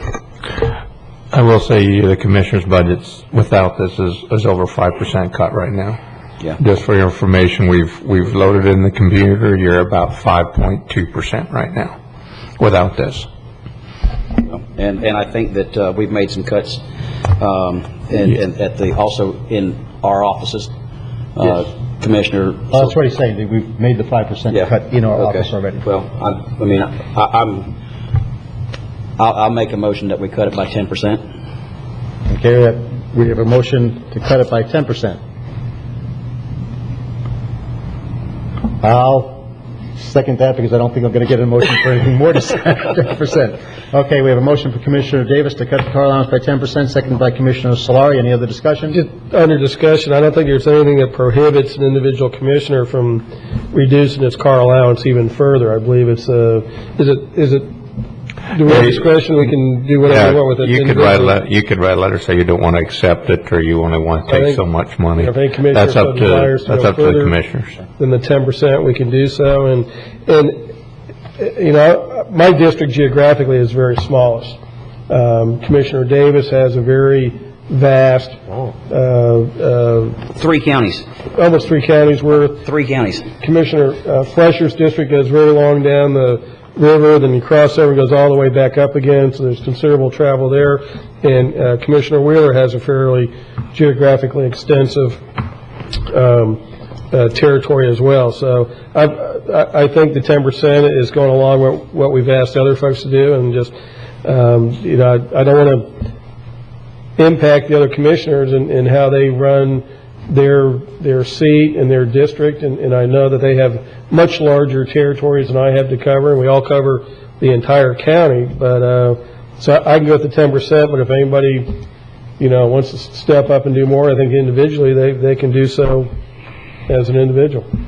The only thing I'd like to add to what Peter said, you know, the size of the district really don't have much to do with anything.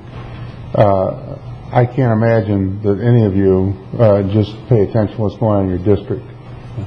You know, if there's something going on, or a controversial item, or an item of interest any place in the county, I think most of us end up going by there or making phone calls or driving and talking and driving around the county. So, you know, in fact, and the only reason I mention that because there's been a lot of pressure in the past, and other counties have adopted a 7-member board and then have single-member districts. And I've always been opposed to that, because then you start looking out for your district and not the entire county. So I just want to point out that I know that many of the items, and I know Peter has, so I know all of you have, that any place in the county is of interest, whether it's in your district or not. So, and I don't have a problem with what's been proposed at all. I can support that. Okay, any other comments? All in favor? Aye. Any opposed? Passes 5-0. Commissioners, also, do you want me to reduce all car allowances by that 10%? Just my feeling on this was that you're charged with bringing back a budget that we haven't really determined it, but in my view, that keeps the millage rate the same. And I don't care to myself micromanage how you do it. So, you know, it's a tool available to you, but that's your choice. Because, you know, car allowance is reimbursement for using the vehicle, and it's used across the board at a certain rate. So, but again, I don't know how the other commissioners feel it, but I just want you to bring in the bottom line number, and how you get there, I don't care. Okay, I'd agree with that. Yep, same here. Okay, thank you, gentlemen. Moving on. Next, we had a drought, and I just want you to know that to help the drought, I waxed my car on Saturday, and it rained. But more seriously, we are in a drought, and it's probably going to continue for a while. And we talk about education over regulation, and it's a good time to remind people that anything you can do to cut back on water usage is appropriate. Talking with St. John's River Water Management District, one of the greatest wastes of water are existing irrigation systems that aren't maintained. So especially this time of year, it's a good time to take a good look at your irrigation system to see if there are any leaky jets or anything like that and address them. So that's all I had under that matter. The third and last... Just before we leave that, with us having so many buildings and addresses and all that kind of stuff, with the watering restrictions, I'm assuming that we are following the irrigation restrictions, or we've certainly had another article in the paper about something we were doing wrong. So, but I just wanted to, so I guess Mike Zito is on top of that, or? It's under, it's actually under Chris Moran, but we'll make sure. I'll make sure. Lead by example. Sure, it would be embarrassing if we have one on at the wrong time. I like being driven by the press myself also. Mr. Chair, just on that too, I think I'm very much like you. I irrigate when it's needed, and to me, that's when the grass starts turning limp and bending over, and it's clearly it needs water. But now I almost feel obligated to irrigate on my allowed days, just so I can get the water in, because God forbid the lawn start wilting on my off day and I can't water it then on an as-needed basis. That's just an example I how hate these, it's an example how irrational these ordinances are. I agree. I mean, I didn't turn it on Sunday, even though it was my day Sunday, because we did get some rain. But I've turned it on in the morning since we had these irrigation ordinances. When I wouldn't have, I would have waited to see what the weather brought and everything else, and then it rains. So I've irrigated and it rains the same day. It takes away, anybody who's responsible, it takes away their ability to adjust to the situation just so that we can respond to the 1 or 2% that are irresponsible. So unlike governments pass rules and laws like that. But we're doing a better job here, and we do try and recognize that.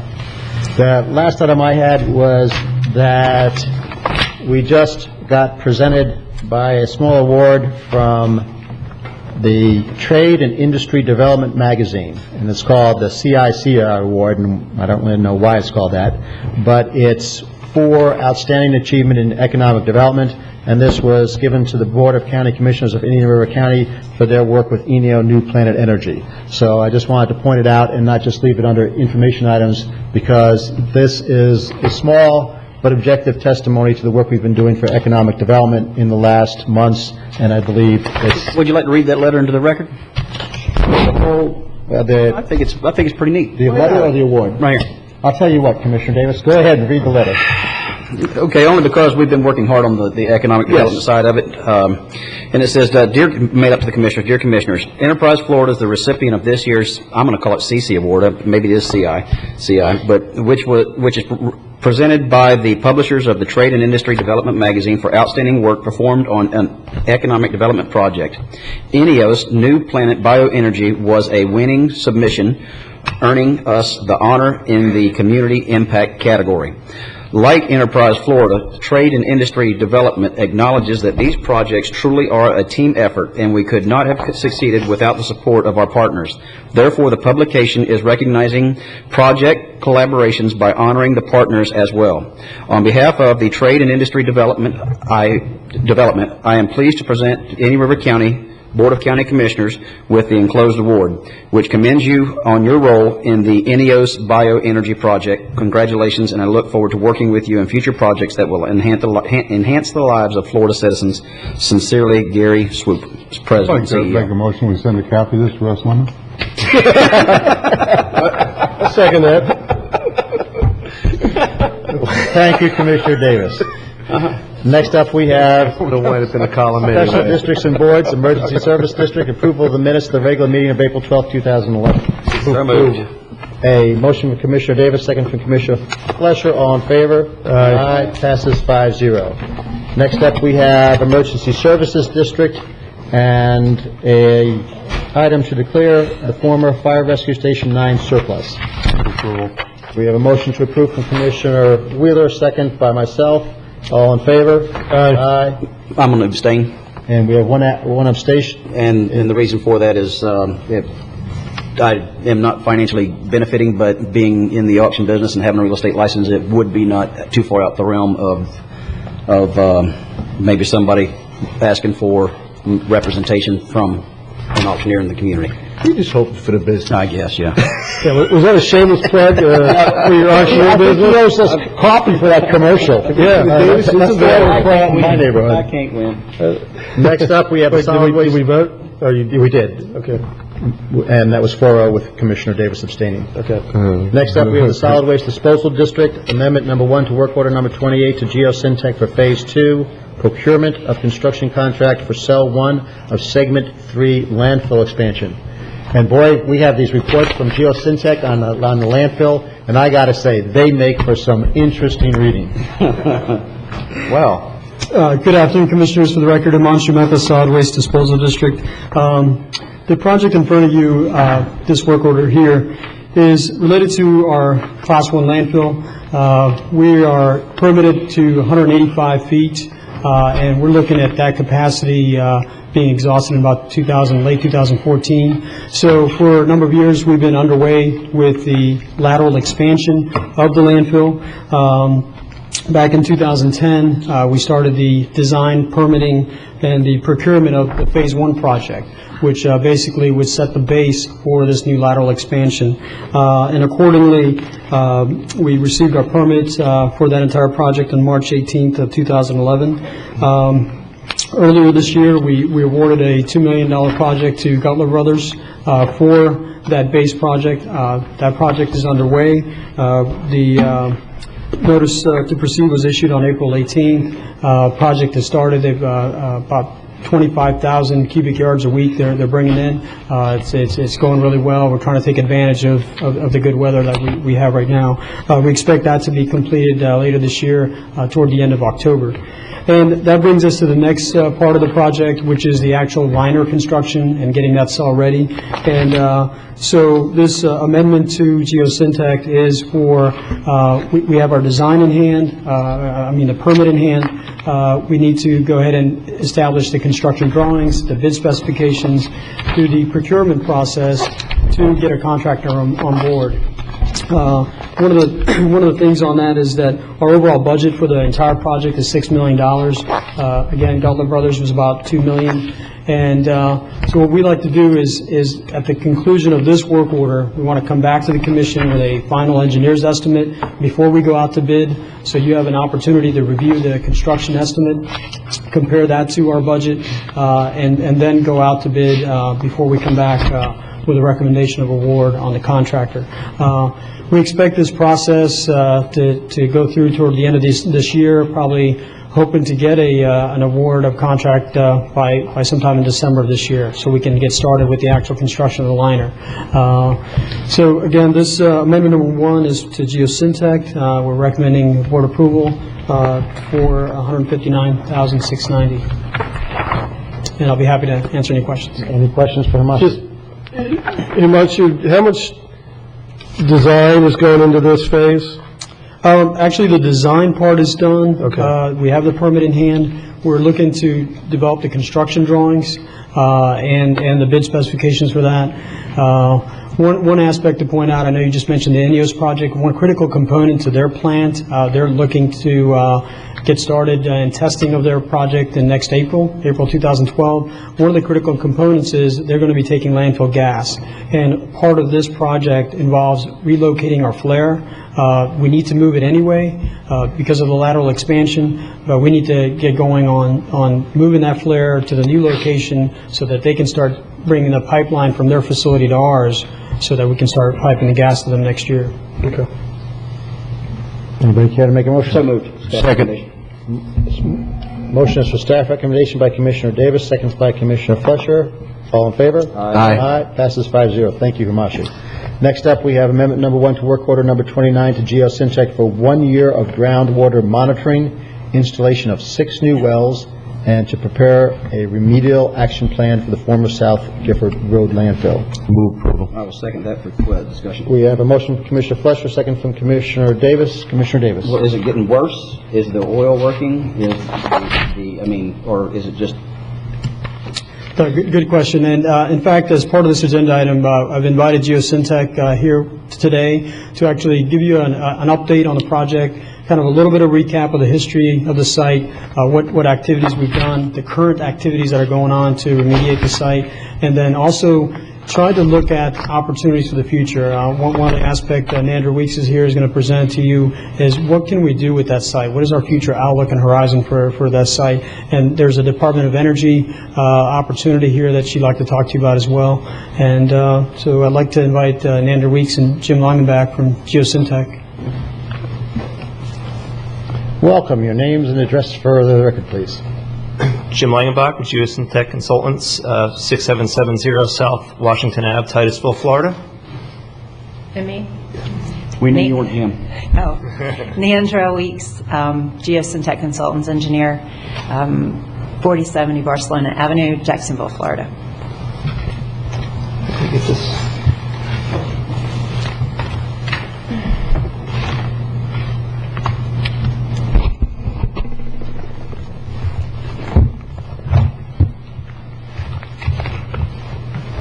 I think I've got control here. Okay. All right. Thank you, Commissioners. I'm going to give you a brief update on the remediation status progress on the Gifford Road landfill remediation work we've been doing out there, and actually the passive stages it's in now. And then Andrew's going to talk to you through some redevelopment options for the site. So I'm going to give you a quick site history and timeline, an overview of the current conditions, and essentially what we've implemented in the past and where we're headed in terms of a path forward. Summarize some upcoming activities, and then Andrew's going to jump in and discuss some long-term potential strategies and options for the site. So the location, everybody knows south side of 41st Street, west of 43rd Ave. It encompasses about 115 acres. It was an active landfill facility in the 60s through the mid-70s. And unlike the current landfill that we see today, where we see this, this waste material is mounded up and you have high elevations, and then that material is capped. Back in the 60s and 70s, the way these solid waste facilities operated, essentially they dug long trenches and filled the waste in the trenches and then covered it up. So realistically, when you drive by, it just looks like an area of flat land. It doesn't have that characteristic landfill profile that you see. So the waste was typically disposed in 2 to 12 feet below land surface. And then in 1978, they brought in basically a layer of fill to cover the facility over, and it was closed and capped. This is essentially the location, the aerial map of the Gifford Road landfill area where disposal practices occurred. And then just surrounding it, we provided you sort of the shotgun pattern of existing monitoring wells that are out there. So there's a pretty extensive network of monitoring wells that are used to document groundwater conditions throughout that Gifford area. I'm just going to go quickly through the timeline. The goal here is just to document that the county's been very proactive, and there's just been a continuous progression of work that's been conducted at the site. Essentially, beginning in the mid-1990s, when chlorinated solvents, chlorinated volatile organic compounds, were detected in the groundwater associated with some monitoring of the closed landfill. Based upon the results of that monitoring and DEP requests, Florida Department of Environmental Protection request, assessment activities were initiated to determine the aerial extent of that area of groundwater impacts and the vertical extent of impacts. So that's when Geosyntech essentially became involved at the site, the late 1990s, 1999 through 2002, performing some extensive assessment work to essentially map out the locations of groundwater impact throughout that landfill area and extending off-site.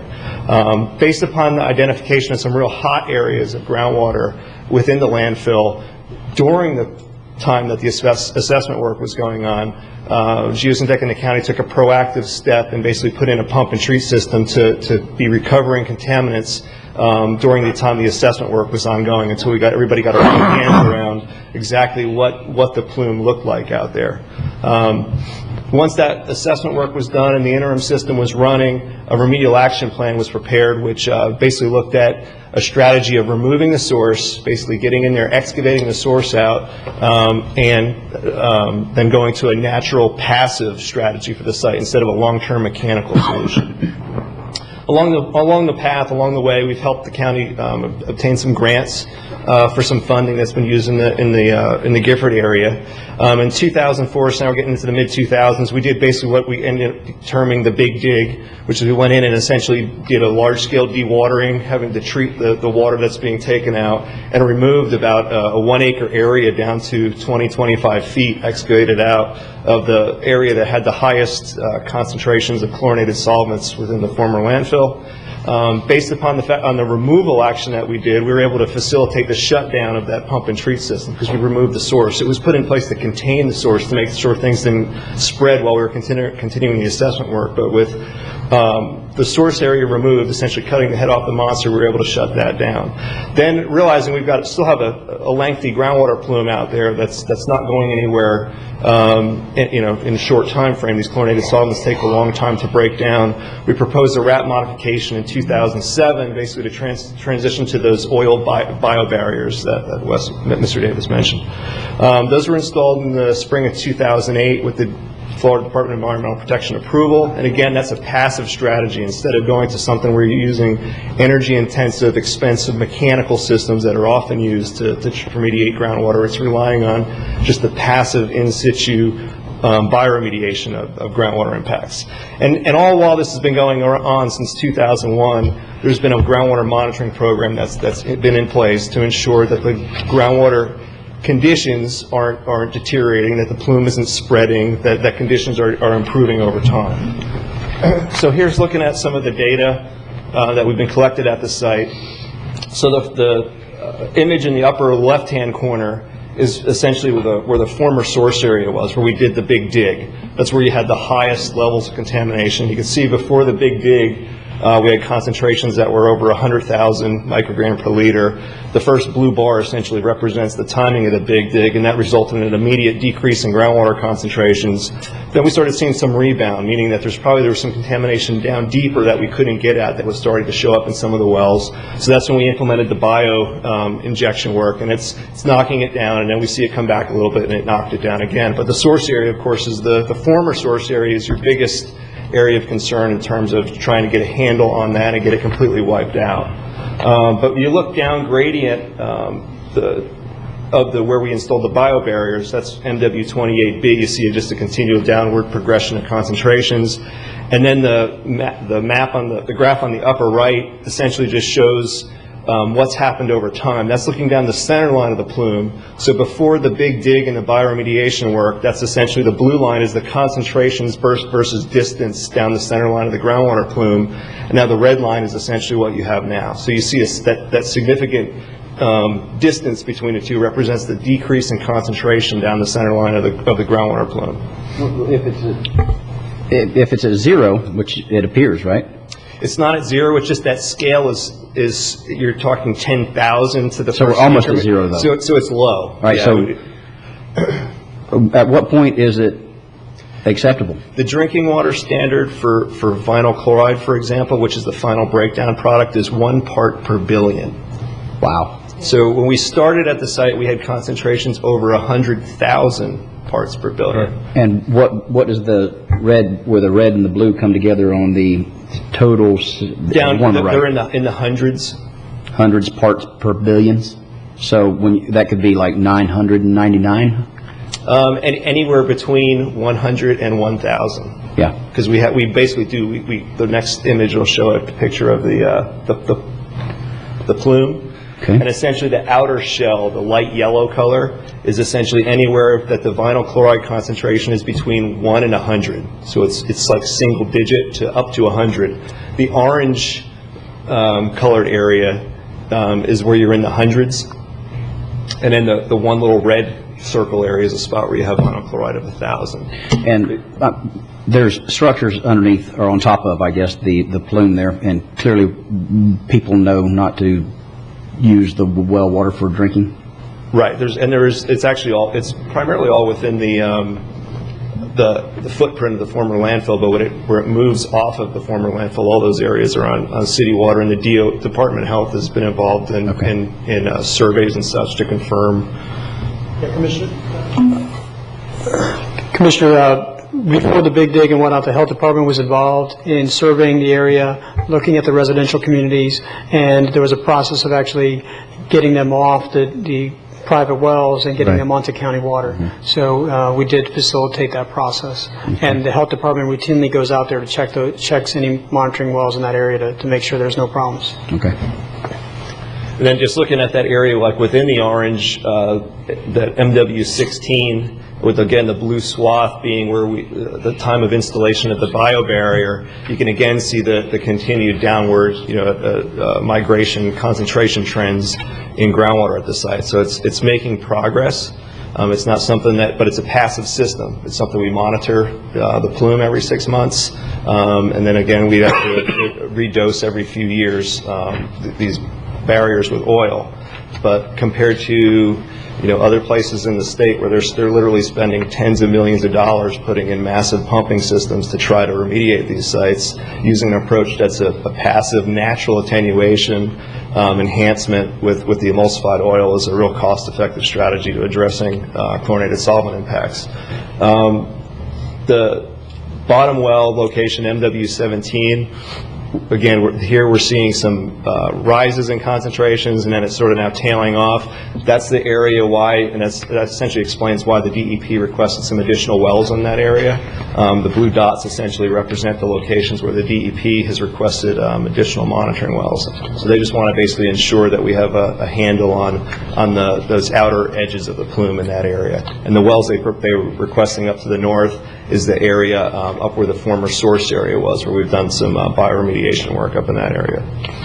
Jim, before we leave there, the DEP based a request on the July or the June 2010 data or the December 2010?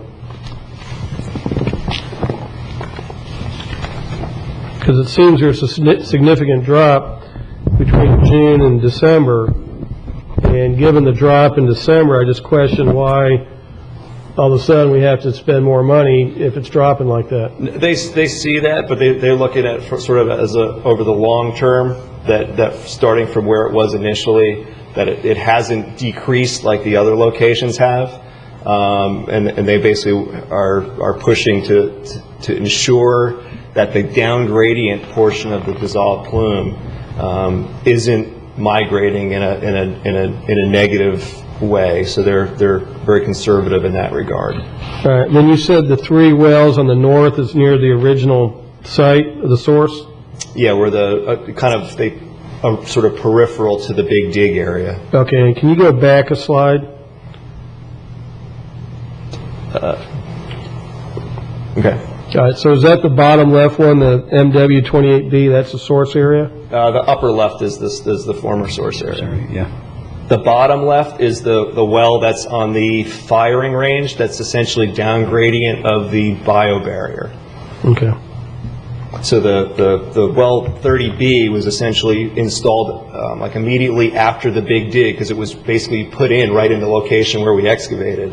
So right before excavation, a well that was the same that it replaced had concentrations of over 100,000, and then following the Big Dig, it nosedived.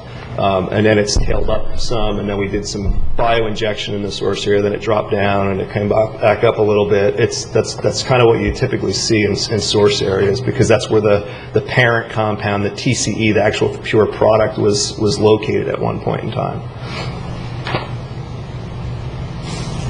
Why don't we just keep shooting oil in it? I mean, if it keep...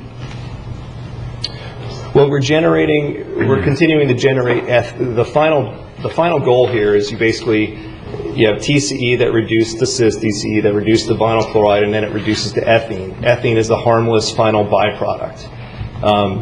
As this is occurring, we're seeing very good, solid concentrations of ethene. So the dechlorination process is occurring. So we're basically converting the bad stuff to harmless stuff. It doesn't just happen overnight. That's just how it is. And also we have the way the biobarriers are set up, groundwater flows through them over time. If you were to try to just go out there and inject emulsified oil throughout the whole 100 acres of groundwater, you'd spend millions of dollars on emulsified oil to try to get it distributed all throughout. So we're relying on sort of the natural groundwater to flow through these reactive zones over time. Basically, it's as passive as you can be and still try to be as cost effective as possible as well. And so whenever it spikes back up, that's where the gradient of water has gone.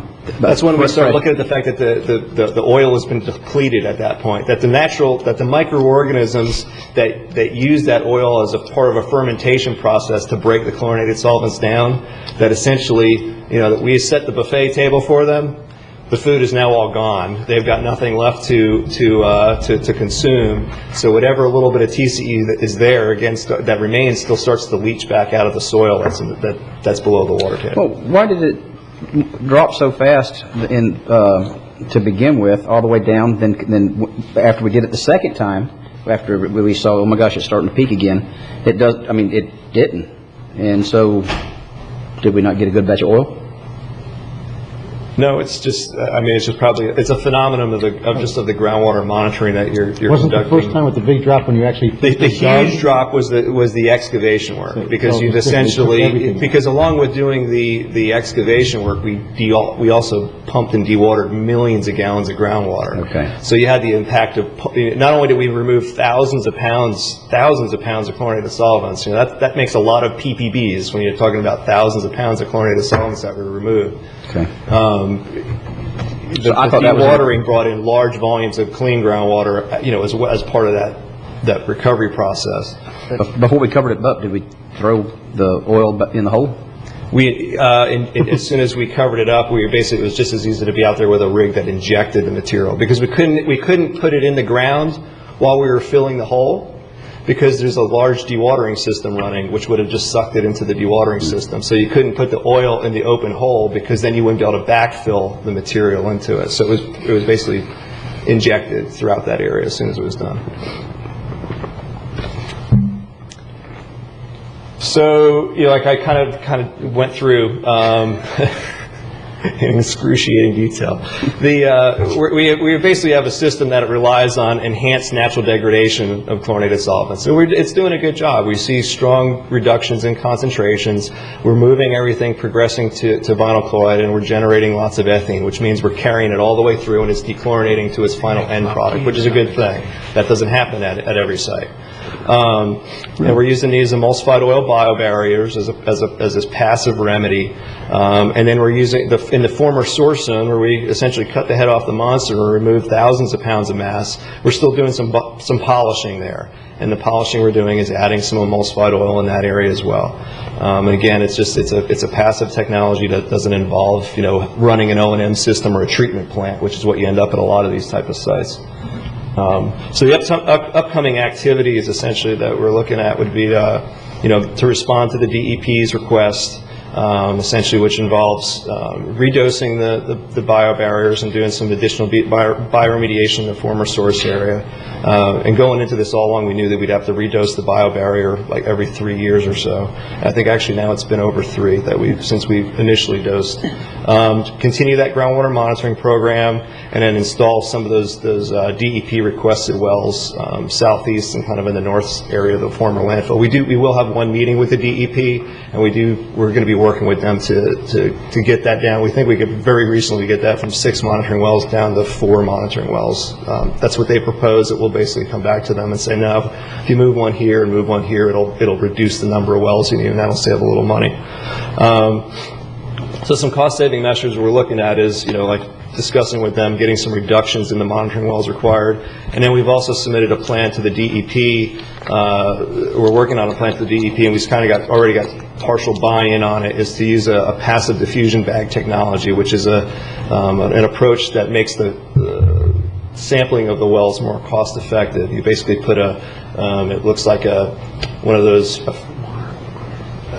like a freezer pop bag, but it's got distilled water in it, and you put it down inside the well, and just through natural passive processes, it goes into equilibrium with the groundwater. So you just take that out and you send that to the lab, and it gets analyzed to measure the groundwater concentrations, versus the extended time doing a full SOP type standard operating procedure sampling at these wells. So it's like a 30% reduction in labor associated with the well sampling. So we're working with them. They're receptive to that. We've got precedence on that because we're doing that, using that approach at a number of sites at the Kennedy Space Center, which is saving some money. So hopefully that'll be a strategy that they'll also buy off on, and we'll be able to deploy here at the Gifford site. So again, our path forward is, just to continue that proactive groundwater monitoring program, continue with the bio, continued cooperation with the DEP, because one thing we don't want is to have them bearing down on saying, no, we want the site cleaned up in in a year or two, because this is a long-term kind of thing. It's just, you're just watching concentrations decrease over time. If you were to try to do something that was very aggressive, it would have a very high capital cost associated with it. And then just keep moving towards that goal of obtaining site cleanup and closure. with the idea that, you're going to have to just manage groundwater over time. It's just the management, just like, mowing grass at certain facilities. This is the site that you're going to have to be monitoring groundwater.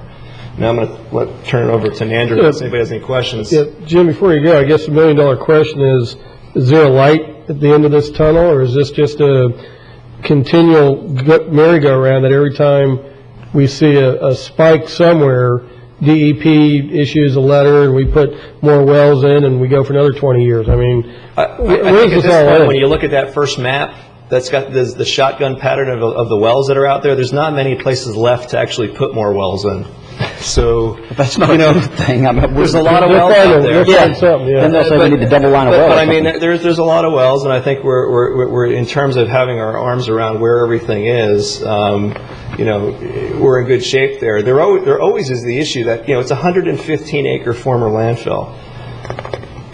There's a lot of areas of that landfill that we haven't poked holes in or looked in. We've got these plume maps drawn, and we identified, through a detailed assessment in the early 2000s, this source area that we removed.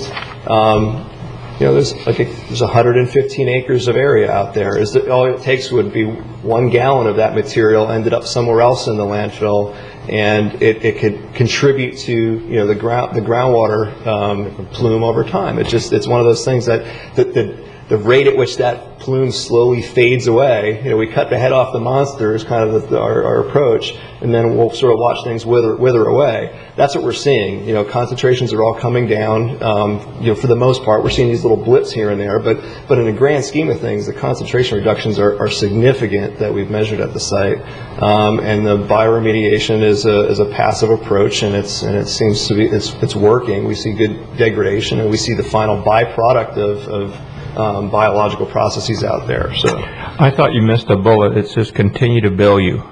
That's not a bullet that should be on there. Who's continuing? All these cost money. Continue to bill the county. Let me take over on that note. Things are continuing to improve tremendously, and there has been a lot of contaminants that have come out of the ground. This type of contamination is definitely one of the hardest types of contamination to clean up that there is. And the reason why the cleanup levels are so low is because it's a dangerous chemical. You don't want to be drinking it. So therefore, it is a problem. It is a problem everywhere we see it. It's very common. It's used in dry cleaners. We see it throughout the United States. Anyway, again, my name is Nandra Weeks. And I've had the privilege since 1999, when this project started, to be working for the county on various projects and various environmental issues. At that time, my oldest daughter was in first grade, and this year she's graduating. So time really does fly. Now that this landfill, over the years we've cleaned up so much, and we feel comfortable. We know where the contaminants are. And we understand the risk associated with it. What we want to do now is perhaps look at how we can redevelop the Gifford Road landfill into a beneficial and sustainable community asset, and what options are feasible for site reuse. To answer these questions, we need to consider the interest of the stakeholders, the economic and technical feasibility of the project, and the long-term demand for the end product. And this is a process that requires a lot of thought and a lot of stakeholder input. And I'm going to try to go through this pretty quickly, so if you have any questions, stop me. But I know it's eating into lunchtime. So closed landfill sites have been redeveloped into a variety of end uses, from commercial and residential endeavors to educational and passive parks to large recreational complexes, and more recently, renewable energy developments. Those include primarily wind and solar. Sites as large as the Gifford Road landfill can realistically encompass a combination of these various end-use options. I'm going to show you a few examples where closed landfill sites have been converted into productive end-use. This first one is the Biscayne Commons site in North Miami. It's an example where we worked with the site developer and the owner to redevelop an old 12-acre C&D demolition landfill in a very busy corridor in a very commercially developed area, quite different from the Gifford community where this landfill is. Just shows you an option In this case, for a high-end shopping center, it was anchored by a Publix grocery store. This site is still characterized today by groundwater and soil contamination, as well as the presence of landfill gas. But in this case, we used engineering and institutional controls to successfully address those environmental issues. Recreational facilities are also a great use of closed landfill sites. For example, there's been over 75 golf courses developed in the United States and quite a few in Florida on old landfill sites. The photo at the top is the McCall Superfund site, and Superfund is a scary thing to a lot of people. It means a lot of contamination. That one has been successfully developed as a landfill in California. It's one of the first golf courses redevelopment projects we worked on an old landfill. The bottom left is the Hillsborough El Rio Park in Boca Raton, Florida. Again, it was an old landfill, and it's been developed into ball fields and other amenities. And soccer is big at my house. The girl in the middle with the red and white ball happens to be my daughter. And she's been playing on soccer fields constructed on top of landfills since she was 3 years old. Soccer facilities were once a fashionable way to use open space on cities' fringes, but they've been increasingly become anchors for economic development. And if you have children or grandchildren that are soccer players, and if you've ever attended a soccer tournament over a weekend, you'll understand why. Hundreds of kids, young men and women and their families converge on a city, and they all need places to stay and they need food to eat. So with the push for renewable energy in recent years, closed landfill sites have become targets for development of renewable energy facilities. Both the photos on this site are closed landfill sites that have been converted to solar farms. The one on the left is a photo from the Hickory Ridge landfill in Georgia, where an exposed geomembrane has been combined with flexible solar panels to create the largest solar farm in Georgia. The landfill on the right is just another example of an application of the solar photovoltaic cells in Colorado on a landfill. Some of you, maybe all of you, have heard of the Repowering America's Land initiative. By 2030, the U.S. electricity production needs to increase by 30% to meet consumer demand. Of course, there's a lot of concerns about fossil fuels and the impacts on the environment, and that's a lot of what's driving the demand for renewable energy. Currently, wind, solar, and biomass facilities produce less than 5% of electricity. That's expected to increase by about 70% by year 2030. So EPA has identified 500,000 sites and 15 million acres of contaminated properties that they're looking at using, at least some of them, for redevelopment using renewable energy. So how are they going about that? They're providing technical assistance in the form of feasibility studies from DOE's NREL, or National Renewable Energy Laboratory, to communities and states that want to or are interested in incorporating renewable, clean, green energy resources on contaminated sites.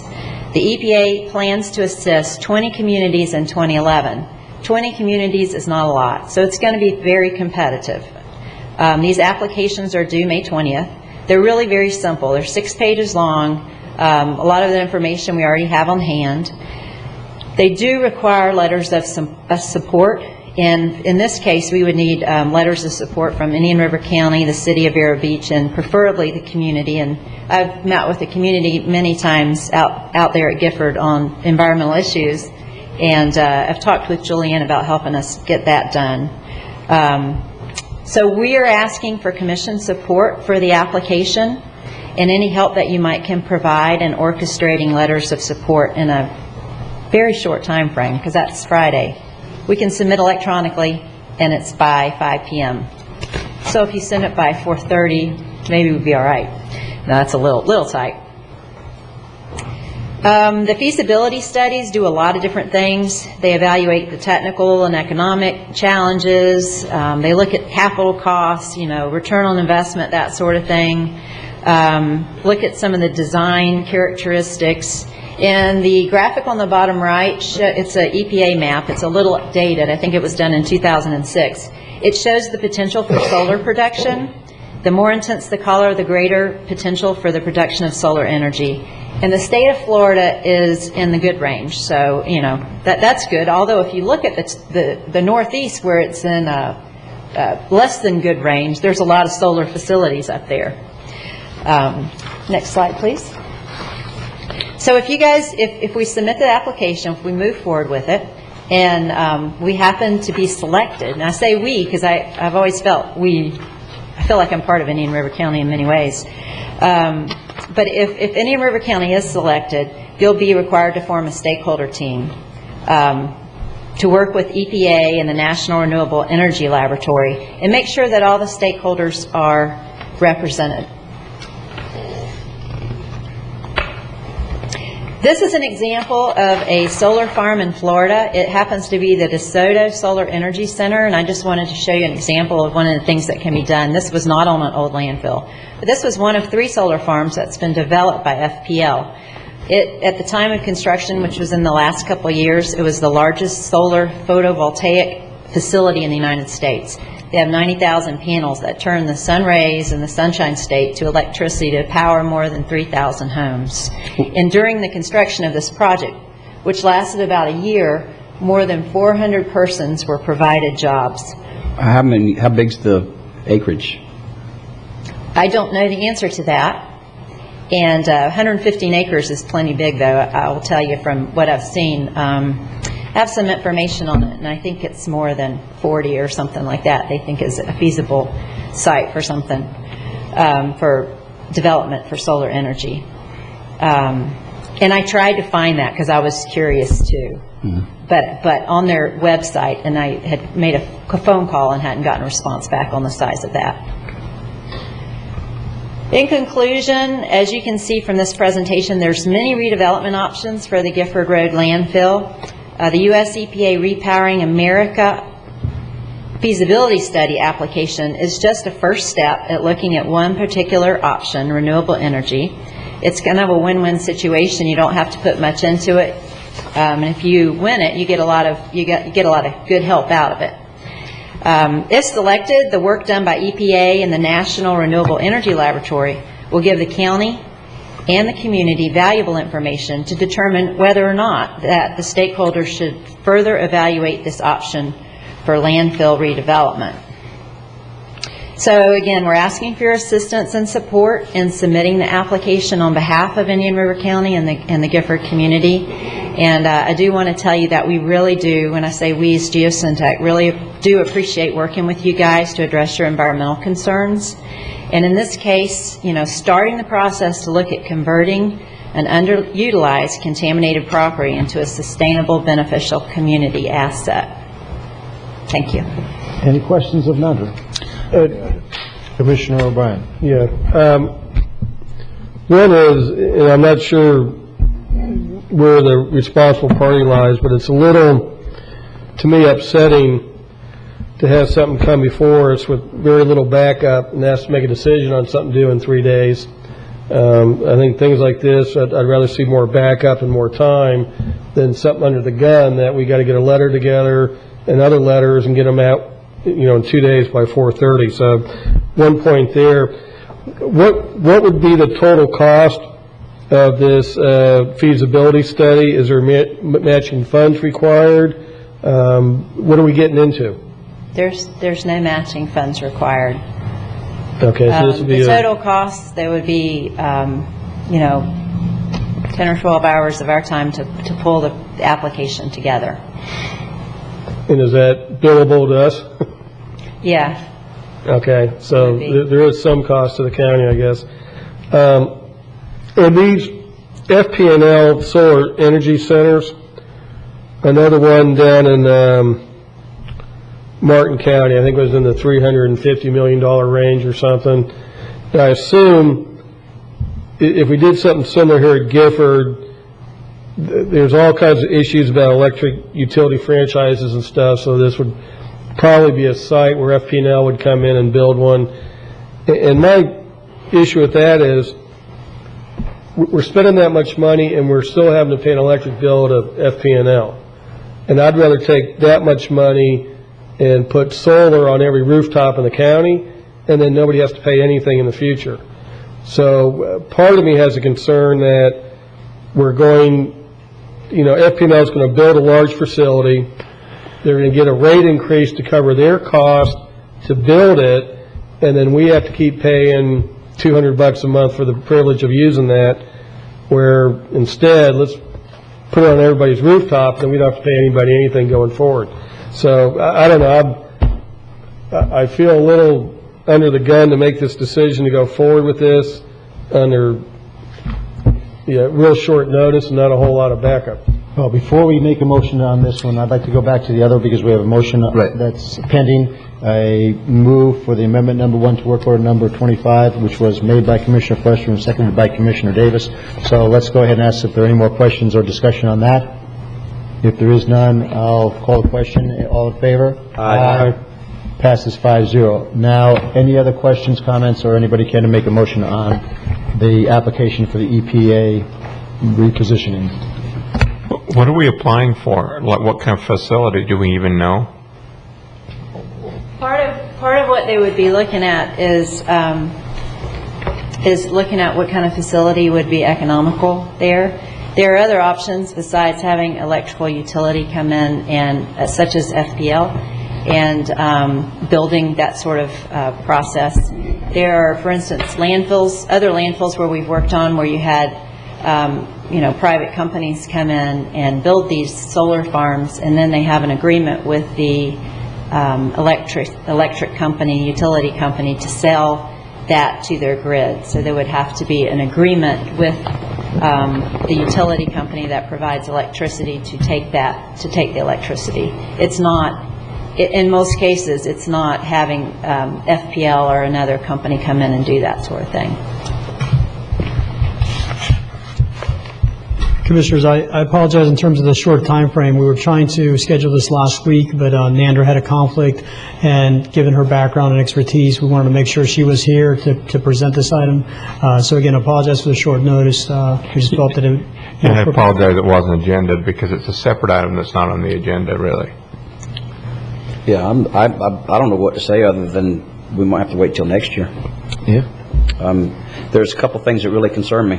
One of them is dealing with the EPA, and then grants, and then not knowing what we're getting into. I'm almost of the opinion let's just keep cleaning it up, and then next year, or starting right now, if you want to go ahead and send it to us, let us look at it. But I'm not willing to jump out there right now on some of these matching things. There are no matching things about. I don't know what I'm getting into. I just can't make that decision. That's fair. I assume we could back out of the application, but I don't know that. One of the things, I guess, overall that we wanted to present is that, we are proactively working on monitoring the site, cleaning up the site, and want to just kind of open the conversation to the commission about looking at that site as a future use, whether it's a recreational facility or something like that. We have looked at kind of a redevelopment of that site. So that's just something that we want to put out there in the future, is that we want to try to make that as a beneficial use site for the future for the community. And we don't have to pursue this opportunity per se, but it's something that we want to. I'm not saying I don't want to. I just know I don't want to without more information. If we don't have time to, then I don't want to right now. Makes sense. May I add something? Just to let you know, there are other opportunities. I mean, I saw this opportunity and it, come out, and I told Himanshu and Eric about it.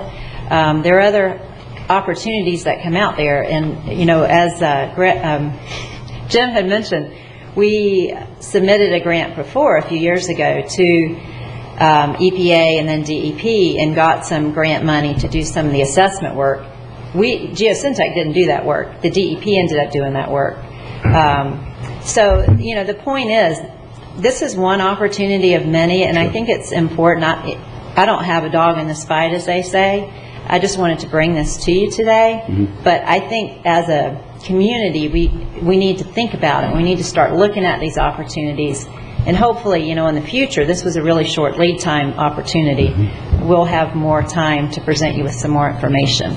I like that idea. And quite frankly, I mean, when I look at the landfill down at the south end of the county, I don't know whether it'd be an appropriate spot to put something like a solar panel or something. I don't know. I mean, but it's sitting there, and I doubt very seriously we're going to use that for a soccer field anytime soon.